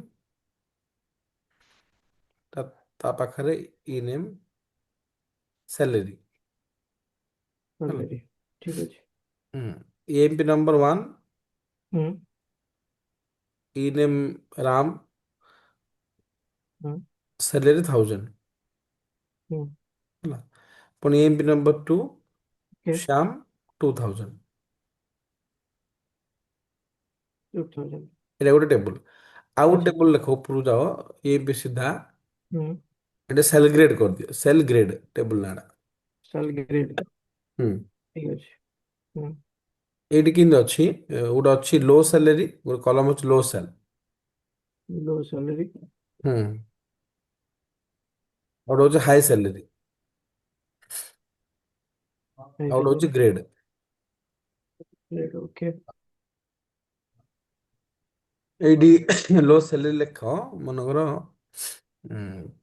500 to 1000। 500 to 1000 okay ନା ଲୋ ସାଲେରୀ 500 ରହିବ ହାଇ ସାଲେରୀ 1000 ରହିବ। ଠିକ ଅଛି 500 ଲେଖି ଦଉଛି। ହଁ ତାପରେ ହାଇ ସାଲେରୀ ରହିବ 1000। ଏଇଟା ଏମିତି କରନ୍ତୁ ଲେସ୍ ଦ୍ୟାନ୍ 1000 ରଖିଦିଅନ୍ତୁ ଗ୍ରେଟର ଦ୍ୟାନ୍ 1000 ରଖିଦିଅନ୍ତୁ। ଠିକ ଅଛି ମତେ ଭଲ ରହିବ। ଠିକ ଅଛି ଏମିତି କରିବା ନା କେମିତି କରିବା କୁହନ୍ତୁ ସାର୍? ମାନେ ତମେ ନାଇଁ ଗୋଟେ ସ୍ପେସିଫିକ ରେଞ୍ଜରେ ନିଅ ମାନେ ଆଚ୍ଛା ମନେକର ଭାବ 1 to 1000 ରଖ ନର୍ମାଲ 1 to ଠିକ 1000 ଅଛି 1 ଲୋ one salary two high salary 1000 ରଖ। ହଁ ହଁ ରଖିଲି। ଲୋ ସାଲେରୀ 1 ହାଇ ସାଲେରୀ 1000। ଆଚ୍ଛା ଆଚ୍ଛା ଠିକ ଅଛି 1000 ହଁ ଗ୍ରେଡ୍ ରଖ ମନ ଏ। ଓକେ ଲୋ ସାଲେରୀ 1001 ହୁଁ ହାଇ ସାଲେରୀ ହଉଛି 2000 ଓକେ ହେଲା। ତାକୁ ବି ବି ହଁ ଓକେ ଏଇଠି ଦେଖ ଏବେ ମୁଁ କହିବି I need to display Ram I need to display employer ନା ଏମ୍ପ୍ଲୟର ସାଲେରୀ ଆଉ ସାଙ୍ଗରେ ଗ୍ରେଡ୍ ଦେଖିବା ପାଇଁ ଚାହୁଁଛି। ହୁଁ ହୁଁ ବୋଲେ ରାମ୍ ଆସିବ ସାଲେରୀ 1000 ଆସିବ ଆଉ ରାମର ଗ୍ରେଡ୍ ଆସିବ ଏ ଆସିବ ଆଚ୍ଛା ହେଲା। ହେଲେ ଏଇଠି କଣ ଆମ ଡାଇରେକ୍ଟ ରିଲେସନ କିଛି ନାହିଁ। ନା ହେଇପାରିବନି କିଛି। ଏଇଟା କଣ ଇନଡାଇରେକ୍ଟଲି ଅଛି ମାନେ ସାଲେରୀଟା ସେ ବିଟବିନ୍ ରେ ଚେକ୍ କରିବ ଲୋ ହଁ ସେ ସାଲେରୀ ଆଣ୍ଡ ବିଟୱିନ୍ ରେ ରେଞ୍ଜ ଚେକ୍ ବିଟବିନ୍ କରିବ ଲୋ ହଁ ସାଲେରୀ ହାଇ ସାଲେରୀ ଯଦି ହଁ ମ୍ୟାଚ୍ ହେଲା ଦେନ୍ ପୁଲ୍ ଦ ଗ୍ରେଡ୍। ହଁ କିନ୍ତୁ ଏଇଟା ପାୱାର ବିଆଇ ରେ କଲେ ଅସୁବିଧା କଣ ହବ ନା ଇଏ ମେନୁ ଟୁ ମେନୁ ରିଲେସନସିପ ବନେଇଦବ କାହିଁକିନା ଏଠି ଯୋଉ 1000ଟା ଅଛି ଏ ତଳକୁ କଣ ହବ ସିଏ ଆଉ ଗୋଟେ 1000 ନେଇଥାଇପାରେ। ଠିକ ଅଛି ଏଠି ଆଉ ଗୋଟେ 2000 ନେଇଥାଇପାରେ। ସିଏ ନା କଣ କରିବ ମେନି ଟୁ ମେନି ରିଲେସନସିପ ବନେଇଦବ ଯେହେତୁ ପାଇଁ ଏଇଟା ଆମ୍ବିଗୋସ୍ ହେଇଯିବ ମାନେ ସାଇକ୍ଲିକ ରିଲେସନ ଭଳିଆ ଗୋଟେ ହେଇଯିବ ଯୋଉଟା କି ସେ ନେଇପାରିବନି। ସେଇଥିପାଇଁ ଆମେ କଣ ଯେତେବେଳେ ଆମେ ଜଏନ୍ ବନଉଛେ କି ଯାହା ବି ବନଉଛେ ଆମର ରିଲେସନସିପ ବନଉଛେ ସେଇଟା ଯଦି ଡିଷ୍ଟିଣ୍ଟ ଭ୍ୟାଲ୍ୟୁଜ ଥିବ ତାହେଲେ ସେଇଟା ଭଲ ସେଇଟା ନେଇଯିବ ମାନେ ଏମିତି ରିଲେସନସିପ ଟାକୁ ନେଇଯିବ। ଯଦି ଡିଷ୍ଟିଣ୍ଟ ଭ୍ୟାଲ୍ୟୁଜ କିଛି ନାହିଁ ଆଉ କାହିଁକିନା 1000 2000 ଏଇଟା ତ ଡିଷ୍ଟିଣ୍ଟ ଭ୍ୟାଲ୍ୟୁ ନୁହଁ। ଏଇଟା ଆଗକୁ ବି ସେମ୍ ଜିନିଷଟା ଆଗକୁ ରେପ୍ଲିକେଟ ହେଇଥିବ କି ଡୁପ୍ଲିକେଟ ହେଇଥିବ ତ ସେଇ ଟାଇପରେ ଏଇଟା ନିଜେ ହିଁ ଫେଲ କରିଦବ ସେଇଟା ମେନି ଟୁ ମେନି ରିଲେସନସିପ ଦେଇକି ଫେଲ କରିଦବ। ଏଠି ଯଦି ଆପଣ ସବୁ ରିଲେସନସିପ ଦେଖିବେ ନା ଏଠି ସବୁ ଗୋଟେ ଇଏର ମାନେ କଣ କହିବି ଡିଷ୍ଟିଣ୍ଟ ଭ୍ୟାଲ୍ୟୁ ନେଇଛି ସିଏ 1 2 3 କାହିଁ 4 ଏଇଠି 5 ତ ଆମର ଡାଇରେକ୍ଟ ରିଲେସନ କେବେ ହେଲେ ହେଇପାରିବନି। ନା କିନ୍ତୁ ଆଚ୍ଛା ଆପଣ ଆମେ ଯୋଉଟା ଆମେ ସେଇଟା ଏଇଟାକୁ କରିପାରିବେ ଯୋଉଟା ଆପଣ କରୁଛନ୍ତି ସେଇଟା ବି କରିପାରିବେ କିନ୍ତୁ ହେଇପାରେ ନ ହେଇପାରେ ଆଉ ଆମେ ଏଇଟା ଭିଜୁଆଲାଇଜେସନ କ୍ୱେରି ଲେଖି କାଢି ପାରିବା ନା। ହଁ କ୍ୱେରି ଲେଖି କାଢିପାରିବେ ଆପଣ ହାଇ ସାଲେରୀ ଯୋଉଟା ଏଇ ଯୋଉ ଆପଣ ସାଲେରୀଟା ଅଛି ଏଇ ଯୋଉ 1000 2000 ଏଇ କ୍ୱେରିରେ ଆପଣ ଏଇଟା ଚେକ୍ କରିପାରିବେ କି ହୁଁ ଏଇ ହୁଁ ଟେବୁଲରେ 1000 2000 କୋଉଠି ଆସୁଛି ହୁଁ ସେଇଠୁ ଦ୍ୟାଟ୍ସ ଗ୍ରେଡ୍ ରାଇଟ୍। ଠିକ ଅଛି କିନ୍ତୁ ତାର ଜଏନିଂ କଣ୍ଡିସନ ଟା ଏତେ ଫିଜିବୁଲ ରହିବନି ନା ସାର୍। ନା ଯଦି ଡାଇରେକ୍ଟ ଏଠି ରିଲେସନ ନାହିଁ ନା ଇଣ୍ଡଷ୍ଟ୍ରି ନା ମଧ୍ୟ ଏଇଟା ୟୁଜ୍ ନାହିଁ ନା। ହଁ ଯଦି ଏଠି ଆପଣ ଗୋଟେ ଏମ୍ପ୍ଲୟୀ ନମ୍ବର ଦେଇଦେବେ କି କଣ ଗୋଟେ ସେମିତି ଆମର ପ୍ରାଇମେରୀ କି ଫରେନ୍ କି ଗୋଟେ ଲଗେଇଦେବେ ତାହେଲେ ସେଇଟା ଚେକ୍ କରିବା ପାଇଁ ତା ପାଖକୁ ଇଜି ହବ। ଗୋଟେ ଜଏନିଂ ରେ ସେ କଣ କରିବ ଦିଟାକୁ ଜଏନ୍ କରିଦେଲା ସେ ଟେବଲ ଦିଟାକୁ ତ ସିଏ ଚେକ୍ କରିବା ପାଇଁ ତାକୁ ଇଜି ହବ। ହୁଁ କିନ୍ତୁ ହୁଁ ପାୱାର ବିଆଇ ଏଇଟା କଲା ବେଳକୁ ଏଇଟା ଆପଣ ଦିଟା ଡେଟା ସେଟ୍ ପାଇଁ ଦେଖୁଛନ୍ତି ତ ସେଇଟା ମାନେ ଚଳିବ ମୁଁ କହିପାରିବି କିନ୍ତୁ ଆପଣ ଯେଟାକୁ ଏଇଟା ଯେତେବେଳେ ଲକ୍ଷେ 2 ଲକ୍ଷ 10 ଲକ୍ଷ ଡେଟା ପାଖକୁ ନେଇକି ଯିବେ ସେଟା ହୁଁ ମେନି ଟୁ ମେନି କରିକି ଫେଲ୍ ହେଇଯିବ। ତ ସେଇଥିପାଇଁ ହୁଁ ଆଡଭାଇଜେବଲ୍ କି ଗୋଟେ ଗ୍ରୁପ ୱାଇଜ ନିଅନ୍ତୁ, ଯେମିତି ଏଇଠି ନିଆ ହେଇଛି, ନହେଲେ ଆପଣ ଇଏ ଯୋଉଟା ଆଇଡି କଲମ ଯୋଉଟା ରହୁଛି ସେଇ ହିସାବରେ ନିଅନ୍ତୁ, ଚାଲିଯିବ। ହେଲା। ଠିକ ଅଛି। ଧ୍ରୁବ ବୁଝିପାରିଲ ନା? ଧ୍ରୁବ ୟେସ୍ ସାର୍, ୟେସ୍ ସାର୍, ମାନେ ଡାଇରେକ୍ଟ ରିଲେସନ ରହିବ ନା, ଏଇଟା ଇନଡାଇରେକ୍ଟ ରିଲେସନ ନା, ନନ୍ ଇକ୍ୱିଜନ ଯୋଉଟା ପଢିଥିଲେ। ହଁ ୟେସ୍ ସାର୍, ହେଲା, ତ ଆମେ ଆକୁ କ୍ୱେରି ଲେଖି କାଢି ପାରିବା, କିଛି ଅସୁବିଧା ନାହିଁ। Yes sir. ବଟ୍ ଏଇଟା ନର୍ମାଲ ଡାଇରେକ୍ଟ ରିଲେସନ ହବନି କେବେ ହେଲେ। ହଁ। ତମେ ସାର୍ ସିକ୍ୱେଲ ଯାହା କରୁଛ, ତମେ ସିକ୍ୱେଲରେ ଯାହା କରୁଛ ପାୱାର ବିରେ ଏକ୍ସାକ୍ଟ ସେମ୍ ଜିନିଷ ତମେ କରିପାରିବ। ଠିକ ଅଛି। ତମେ ଆଉ ସପ୍ତାହେ ପରେ ଯେତେବେଳେ ଆମେ ଡ୍ୟାକ୍ସ ଷ୍ଟାର୍ଟ କରିବା, ସେତେବେଳେ ତମ ସିକ୍ୱେଲର ହିଁ ଜିନିଷ ଆମେ ପାୱାର ବିରେ ହିଁ କରିବା। ଠିକ ଅଛି। ତମେ ସିକ୍ୱେଲରେ ଯେମିତି କ୍ୟାଲକୁଲେଟେଡ କଲମ ବନଉଛ, ଲଜିକ ଦେଇକି କାମ କରୁଛ, ଏଇଠି ବି ଆମେ ସେମ୍ ଜିନିଷ ବନେଇବା। ଠିକ ଅଛି। ଏବେ ପାଇଁ ଟିକେ ନୂଆ ନୂଆ, ସେଥିପାଇଁ ଟିକେ ଅସୁବିଧା ମାନେ ୱିୟର୍ଡ ଲାଗିବ। ତମେ କିନ୍ତୁ ସେଇଟା ହ୍ୟାଣ୍ଡସ ଅନ୍ କର। ଠିକ ଅଛି। ଆଜି ପାଇଁ ତ ଟାଇମ ସରିଲାଣି। ତମେ ଏଇ ଯୋଉ 6ଟା ଟେବୁଲ ଆଜି ତମକୁ ଦେଇଛି, ଏଇଟା ତମେ ଯେମିତି ନା କହିଲି, ତମେ ଯିବ କୋଉଠିକି, ଗେଟ୍ ଡାଟାକୁ ଯିବ। ଗେଟ୍ ଡାଟାରୁ ଯାଇକି ତମେ ଲୋଡ କର ଡେଟା, ଅଲଗା ଡେଟା ସୋର୍ସରୁ ବି ଲୋଡ କର। ଫ୍ୟାକ୍ଟ ଟେବୁଲ, ଡାଇମେନସନ ଟେବୁଲ ଯୋଉ ଦେଇଛି ସେଇଟା ପଢ। ମୁଁ କାଲି ପଚାରିବି ଫ୍ୟାକ୍ଟ ଟେବୁଲ କଣ, ଡାଇମେନସନ ଟେବୁଲ କଣ। କାଲି ଆମେ ଷ୍ଟାର୍ଟ କରିବା ସ୍କିମା। ଠିକ ଅଛି। ଏଇଟା ଯୋଉ ମଡେଲିଂଟା ଆଜି ରହିଗଲା, ଏଇଟା କାଲି ଆମେ କଣ୍ଟିନ୍ୟୁ କରିବା। ଏଇ ଯୋଉ ମଡେଲିଂଟା ଆମର ରହୁଛି ନା, ଏଇ ମଡେଲିଂଟା ନା ଷ୍ଟାର୍ଟ କଲେ ସରିବନି। ଆର ମଡେଲିଂ ଦି ପ୍ରକାରରୁ ଆମେ କରିବା। କଣ କରିବା? ଗୋଟେ ଆମେ କରିବା ଷ୍ଟାର ସ୍କିମା। ଠିକ ଅଛି। ଏବେ ଖାଲି ମୁଁ କହିଦଉଛି ଷ୍ଟାର ସ୍କିମା ଆଉ ଡାଇମେନସନ ସ୍କିମା କଣ। ଠିକ ଅଛି। କାଲି ତାକୁ ଡିଟେଲରେ ବୁଝିବା। ଦି ପ୍ରକାର ସ୍କିମା ରହୁଛି। ଠିକ ଅଛି। ଏଇ ଯୋଉ ଡାଟା ମଡେଲଟା ଦେଖୁଛ, ଆମେ ମଡେଲଟା ବନେଇବା ଦି ପ୍ରକାରରେ। ଏଇଟା ଯେମିତି ପୁରା ସ୍କାଟର୍ଡ ହେଇକି ଅଛି, ଏଟାକୁ ଆମେ ଦି ପ୍ରକାରରୁ ବନେଇବା। ଗୋଟେ ରହିବ ତମର ଷ୍ଟାର ସ୍କିମା, ସେଇଥିରେ କଣ ରହିବ, ତମ ଫ୍ୟାକ୍ଟ ଟେବୁଲଟା ମଝିରେ ରହିବ। ଠିକ ଅଛି। ଫ୍ୟାକ୍ଟ ଟେବୁଲ ରହିଗଲା। ତ ଏଇଟା ହଉଛି ପ୍ରାୟ ସବୁ ପାୱାର ବି କେସେସରେ ଏଇ ଷ୍ଟାର ସ୍କିମା ହିଁ ୟୁଜ ହୁଏ। ତମକୁ ଯଦି କୋଉ ଇଣ୍ଟରଭ୍ୟୁ ପଚାରିବ କି ତମେ ପାୱାର ବି ରିପୋର୍ଟ ସ୍ଲୋ ଚାଲିଛି, ତମେ ତାକୁ ଅପ୍ଟିମାଇଜ କେମିତି କରିବ, ସେ ରିପୋର୍ଟଟାକୁ ଫାଷ୍ଟ କେମିତି ବନେଇବ, ତମେ କଣ ଜିନିଷ ଚେକ୍ କରିବ, ତମର ଫାର୍ଷ୍ଟ ଜିନିଷ ତମକୁ କହିବାର ଅଛି କି ମତେ ଚେକ୍ କରିବାର ଅଛି ସେଟା ଷ୍ଟାର ସ୍କିମାରେ ବିଲ୍ଟ ହେଇଛି କି ନାହିଁ। ଷ୍ଟାର ସ୍କିମାରେ ବିଲ୍ଟ ହେବାର ଆଡଭାଣ୍ଟେଜେସ୍ କଣ? ଡାଇମେନସନ ଟେବୁଲ ତାର ଆରାଉଣ୍ଡ ଦି କର୍ଣ୍ଣର ରହିବ। ଏଠି ଗୋଟେ ଡାଇମେନସନ ଟେବୁଲ ରହିଲା, ଏଠି ଗୋଟେ ଡାଇମେନସନ ଟେବୁଲ ରହିଲା, ଗୋଟେ ଷ୍ଟାର ପ୍ୟାଟର୍ନରେ ଯେଟା ବନା ହବ ଏଟା। ଠିକ ଅଛି। ଷ୍ଟାର ପ୍ୟାଟର୍ନରେ ବନା ହବ, ଏଇଟାକୁ ଆମେ କହିବା ଷ୍ଟାର ସ୍କିମା। ଫିଲ୍ଟରିଂ ଡାଇରେକ୍ସନ କଣ ରହିବ? ଡାଇମେନସନରୁ ଯଦି ଆମେ କିଛି ଫିଲ୍ଟର କରିବା, ସେଟା ସିଏ ଫ୍ୟାକ୍ଟ ଟେବୁଲରେ ଫିଲ୍ଟର ଆଉଟ୍ କରିବ। ତ ଏଇଠି ମନେ ରହିବ ଫିଲ୍ଟରିଂ ଡାଇରେକ୍ସନଟା କୋଉ ପଟେ ହଉଛି। ଠିକ ଅଛି। ଏଇଟା ହେଇଯିବ ତମର ଷ୍ଟାର ସ୍କିମା। ଆଉ ତମର ସ୍ନୋଫ୍ଲେକ୍ ସ୍କିମା ଗୋଟେ ଅଛି, ଯୋଉଟା କି ଆର ଟୋଟାଲ ଅପୋଜିଟ। ଏଇଟା ଯେମିତି ଆଉ ଗୋଟେ ରହିବ ତମର ସ୍ନୋଫ୍ଲେକ୍ ସ୍କିମା, ସେମ୍ ମଡେଲ। ଠିକ ଅଛି। ମଡେଲରେ ଡିଫରେଣ୍ଟ କଣ ରହିବ ନା, ଫ୍ୟାକ୍ଟ ଟେବୁଲ ଏମିତି ରହିଲା, ଯେମିତି ଆମର ଏବେ ଯେମିତି ଫ୍ୟାକ୍ଟ ଟେବୁଲ ଗୋଟେ ନେଇଛେ, ସେମିତି ଫ୍ୟାକ୍ଟ ଟେବୁଲ ରହିବ। ଏଠି ଗୋଟେ ଡାଇମେନସନ ଟେବୁଲ ରହିବ। ଠିକ ଅଛି। ଏଇ ଡାଇମେନସନ ଟେବୁଲଟା ଏଠି ଦେଖ, ଏଇଠି ଡାଇମେନସନ ଟୁ ଡାଇମେନସନ ଟେବୁଲ କିଛି କନେକ୍ଟେଡ ନାହିଁ, ସବୁ ଅଲଗା ଅଲଗା ହେଇକି ଅଛି। ଏଠି କଣ ହବ ନା, ସେଇ ଡାଇମେନସନ ଟେବୁଲଟାରୁ ଆଉ ଗୋଟେ ଡାଇମେନସନ ଟେବୁଲ ସେ ନେଇଯିବ। ଠିକ ଅଛି। ଏଇ ଡାଇମେନସନ ଟେବୁଲରୁ ସେ ଆଉ ଦିଟା ଡାଇମେନସନ ଟେବୁଲ କନେକ୍ଟ କରିଦେଇଥିବ। ସେମ୍ ଏଠି ଆଉ ଗୋଟେ ଡାଇମେନସନ ଟେବୁଲ ଥିବ, ଏଠି କଣ କରିଥିବ, ସେ ଆଉ ଗୋଟେ ଡାଇମେନସନ ଟେବୁଲ ସହିତ କନେକ୍ଟ କରିକି ପୁଣି ଥରେ ଏମିତି ଭାଗକୁ ତାକୁ କରିଦେଇଥିବ। ତ ଏଇଥିରେ କଣ ହୁଏ, ଏଇଟା ପ୍ରୋସେସିଂ ଯେତେବେଳେ ହୁଏ, ପ୍ରୋସେସିଂ କମିଯାଏ ଡାଟା ସେଟ୍ର। ଏଇ ମଡେଲଟାରେ ପ୍ରୋସେସିଂ କମିଯାଏ। ତ ଏଇଟା ଆମକୁ ଆଭଏଡ କରିବାର ଅଛି ଏମିତି ଆର୍କିଟେକ୍ଚର। ଆମକୁ ଆର୍କିଟେକ୍ଚର କେମିତି ବନାଇବାର ଅଛି, ଡାଟା ମଡେଲର ଷ୍ଟାର ସ୍କିମାରେ ବନାଇବାର ଅଛି। ଫ୍ୟାକ୍ଟ ଟେବୁଲ ମଝିରେ ରହିବ, ବାକି ସବୁ ଡାଇମେନସନ ତା ଚାରି ପାଖରେ ରହିବେ। ଆଉ ଡାଇମେନସନ ନ କନେକ୍ଟ ହେଲେ ଆହୁରି ଭଲ। ଠିକ ଅଛି। ଷ୍ଟାର ସ୍କିମା, ସ୍ନୋଫ୍ଲେକ୍ ସ୍କିମା କାଲି ପଢିବା ଡିଟେଲରେ। ଠିକ ଅଛି। ଆଜି ପାଇଁ ଏତିକି ମନେ ରଖିଥାଅ। ଆଉ ଏଇଟା ମୁଁ ତମକୁ ସାର୍ଙ୍କୁ ପଠେଇଦେବି, ମୋ ପିଡିଏଫଟା ପଠେଇଦେବି। ଏଇଟା ଦେଖ, ପାୱାର ବି ଓପନ କରିବ ତମ ସିଷ୍ଟମରେ। ଯେତିକି କହିଲି ନା କଣ, ଗେଟ୍ ଡାଟା ଯାଇକି କରିବା ପାଇଁ, ଗେଟ୍ ଡାଟାରୁ ଡାଟା ଆଣିକି ଦେଖ। ଆଉ ସାର୍ ତମକୁ ଓରାକେଲ ଡାଟାବେସର ଦେଇଦେବେ, ତମର ଯୋଉଟା ୟୁଜ୍ କରୁଛ ସିକ୍ୱେଲ ପାଇଁ, ସେଇ ଡାଟାବେସରୁ ଯାଇକି ଓରାକେଲ ଡାଟାବେସରୁ କନେକ୍ସନ କରିକି ଦେଖିବ। ଠିକ ଅଛି। ଆଉ ୱେବରୁ ଯଦି ନବ ଦେଖ, ଲିମିଟେଡ ହିଁ ନିଅ। ଆଉ ଜେସନ ଏବେ ଦରକାର। ଠିକ ଅଛି। ଆଉ କିଛି ଡାଉଟ୍ ଅଛି ନା ଆଉ ଉପରେ ଯେତିକି ଆଜି ପଢିଲେ? ସରି ସାର୍। ମୁଁ କହିଲି ଆଜି ଆଉ କିଛି ଡାଉଟ୍ ଅଛି ଯେତିକି ଆମେ ଆଜି କଭର କଲେ ତା ଉପରେ କିଛି ଡାଉଟ୍ ଅଛି? ସାର୍ ମଲ୍ଟିପୁଲ ଡାଇମେନସନ ଟେବଲରୁ ଗୋଟେ ହୁଁ ଫ୍ୟାକ୍ଟୋରିଆଲ କରିପାରିବା କି? ମଲ୍ଟିପୁଲ ଡାଇମେନସନ ଟେବଲରୁ କଣ କହିଲ? ମଲ୍ଟିପୁଲ ଡାଇମେନସନ ଟେବଲରୁ ହୁଁ ଗୋଟେ ଫ୍ୟାକ୍ଟୋରିଆଲ କରିପାରିବା କି? ମଲ୍ଟିପୁଲ ଡାଇମେନସନ ଟେବଲରୁ ଗୋଟେ ଫ୍ୟାକ୍ଟ ଟେବଲ କରିପାରିବ କି? ସେଇଆ ତ? Yes Yes, sir. sir. ଦେଖ ଫ୍ୟାକ୍ଟ ଟେବୁଲଟା ତମର ଅଲଗା ହିଁ ରହିବ। ତମେ ମଲ୍ଟିପୁଲ ଡାଇମେନସନ ଟେବୁଲକୁ ମର୍ଜ କରିକି ଗୋଟେ ନୂଆ ଡାଇମେନସନ ଟେବୁଲ ବନେଇଦବ, କିନ୍ତୁ ତମେ ପୁଣି ସେ ଡାଇମେନସନ ଟେବୁଲଟାକୁ ଫ୍ୟାକ୍ଟ ଟେବୁଲକୁ କରିପାରିବନି। ତାକୁ ତମେ ଏମିତି ରିଲେସନସିପ ଯେମିତି କହିଲି ସେଇ ରିଲେସନସିପ ସହିତ ତମେ ତାକୁ ରିଲେଟ କରିପାରିବ କି ଡାଟା କୁଆଡେ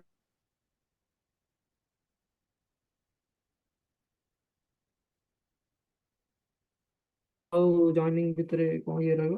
ଦେଖ ରିଲେସନସିପରେ ମତେ ଏବେ କଣ କରିବି ନା ମତେ ଫିଲ୍ଟରିଂ ଡାଇରେକ୍ସନଟା ମୁଁ ଚେକ୍ କରିପାରିବି। ମାନେ କଣ, ଧର ମତେ ନା ଭୁବନେଶ୍ୱର ଡାଟା ଦେଖିବାର ଅଛି, ମୁଁ ଗୋଟେ ସ୍ଲାଇସର ବନେଇଲି କି ଗୋଟେ ଏମିତି ଡ୍ରପ ଡାଉନଟେ ବନେଇଲି ଯୋଉଥିରେ ଭୁବନେଶ୍ୱର ଅଛି।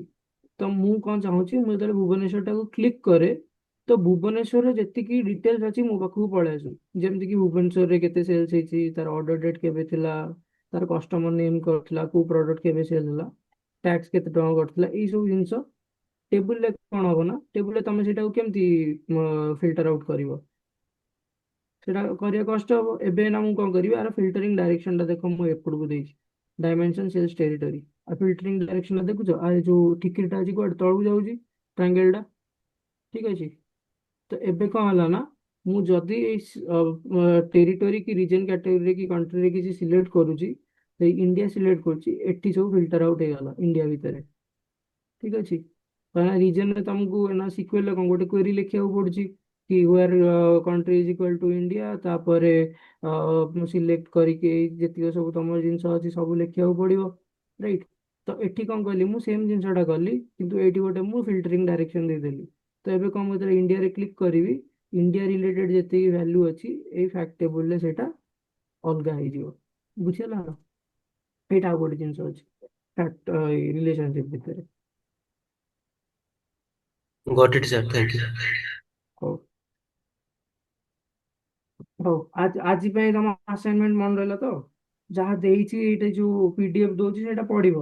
ଆଉ ଗେଟ୍ ଡାଟା ଯାଇକି ଏଇ ଯୋଉ 6ଟା ଦେଇଛି ତମକୁ, ମଡେଲ ଦେଲି, ଡାଟା ଟେବଲ ଦେଲି, ସେଇଟା ଲୋଡ କରିକି ଦେଖିବ, ଠିକ ଅଛି। ମୁଁ ଭାବିଥିଲି ଟ୍ରାନ୍ସଫର୍ମ ଡାଟା ଷ୍ଟାର୍ଟ କରିବି ବୋଲି, ହେଇପାରିଲାନି, କାଲି କରିବା। ତାପରେ ଆଉ ତମେ ସାରଙ୍କ ଠୁ ଓରାକେଲ ସର୍ଭରର କନେକ୍ସନ ନବ, ଓରାକେଲ ସର୍ଭର ସହିତ ତମେ କନେକ୍ଟ କରିକି ଦେଖିବ, ଠିକ ଅଛି। ଯଦି ହବନି କାଲି ମୁଁ ଚେକ୍ କରିବି କାହିଁ ହଉନି। ସାର୍ କହୁଥିଲେ ତାଙ୍କର ହେଇଯାଇଥିଲା ବୋଲି, ମୁଁ ଟ୍ରାଏ କରିଥିଲି ତମ ସର୍ଭରରେ ହେଇନଥିଲା ମୋର। ହେଲା, ତମେ କରିକି ଦେଖିବ, ଯଦି ତମର ହଉଛି ତାହେଲେ ମୁଁ ବି କନେକ୍ଟ କରିବି ତମରି ସର୍ଭର ସହିତ, ଠିକ ଅଛି। ଓରାକେଲ ସର୍ଭର ସହିତ କନେକ୍ଟ କରିକି ତମେ ଡାଟା ଲୋଡ କରିବ, ବୁଝିଲ। ତାପରେ ଯେତେବେଳେ ଡାଟା ଲୋଡ କରୁଛ ତମକୁ ଏମିତି ପଚାରିବ transform data, load data, cancel. ତମେ ଡାଇରେକ୍ଟ ଲୋଡ ମାରିବ, ଟ୍ରାନ୍ସଫର୍ମ କରିବା ଦରକାର ନାହିଁ, ଡାଇରେକ୍ଟ ଏଇଠି ଆସିକି ଟ୍ରାନ୍ସଫର୍ମ କରିବ, ଠିକ ଅଛି। Okay sir. ଠିକ ଅଛି। ଆଉ କିଛି ଡାଉଟ୍ ରହିଲା ନା କାଲି ସବୁ ଦେଖିବା, ଆଉ ଯାହା ଡାଉଟ୍ ଅଛି ଯାହା ଏଇଟା ପିଲାମାନେ ଯୋଉ, ଆଜି କରନ୍ତୁ ବିବେକ, ଆଜ୍ଞା ସେମାନେ ଆଜ୍ଞା ଆଜି ହ୍ୟାଣ୍ଡସ୍ ଅନ୍ କରନ୍ତୁ, ଆଜ୍ଞା। ହ୍ୟାଣ୍ଡସ୍ ଅନ୍ କରନ୍ତୁ, କିଛି ଡାଉଟ୍ ହେଲେ କାଲି ଡିସ୍କସ୍ କରିବା। ହଁ ହଁ, ଠିକ୍ ଅଛି। ଠିକ ଅଛି, ଠିକ ଅଛି, ହଉ bye. Thank you Vivek for your okay. Time. Thank you, thank you. Okay. Thank you, sir. Thank you sir. Thank you.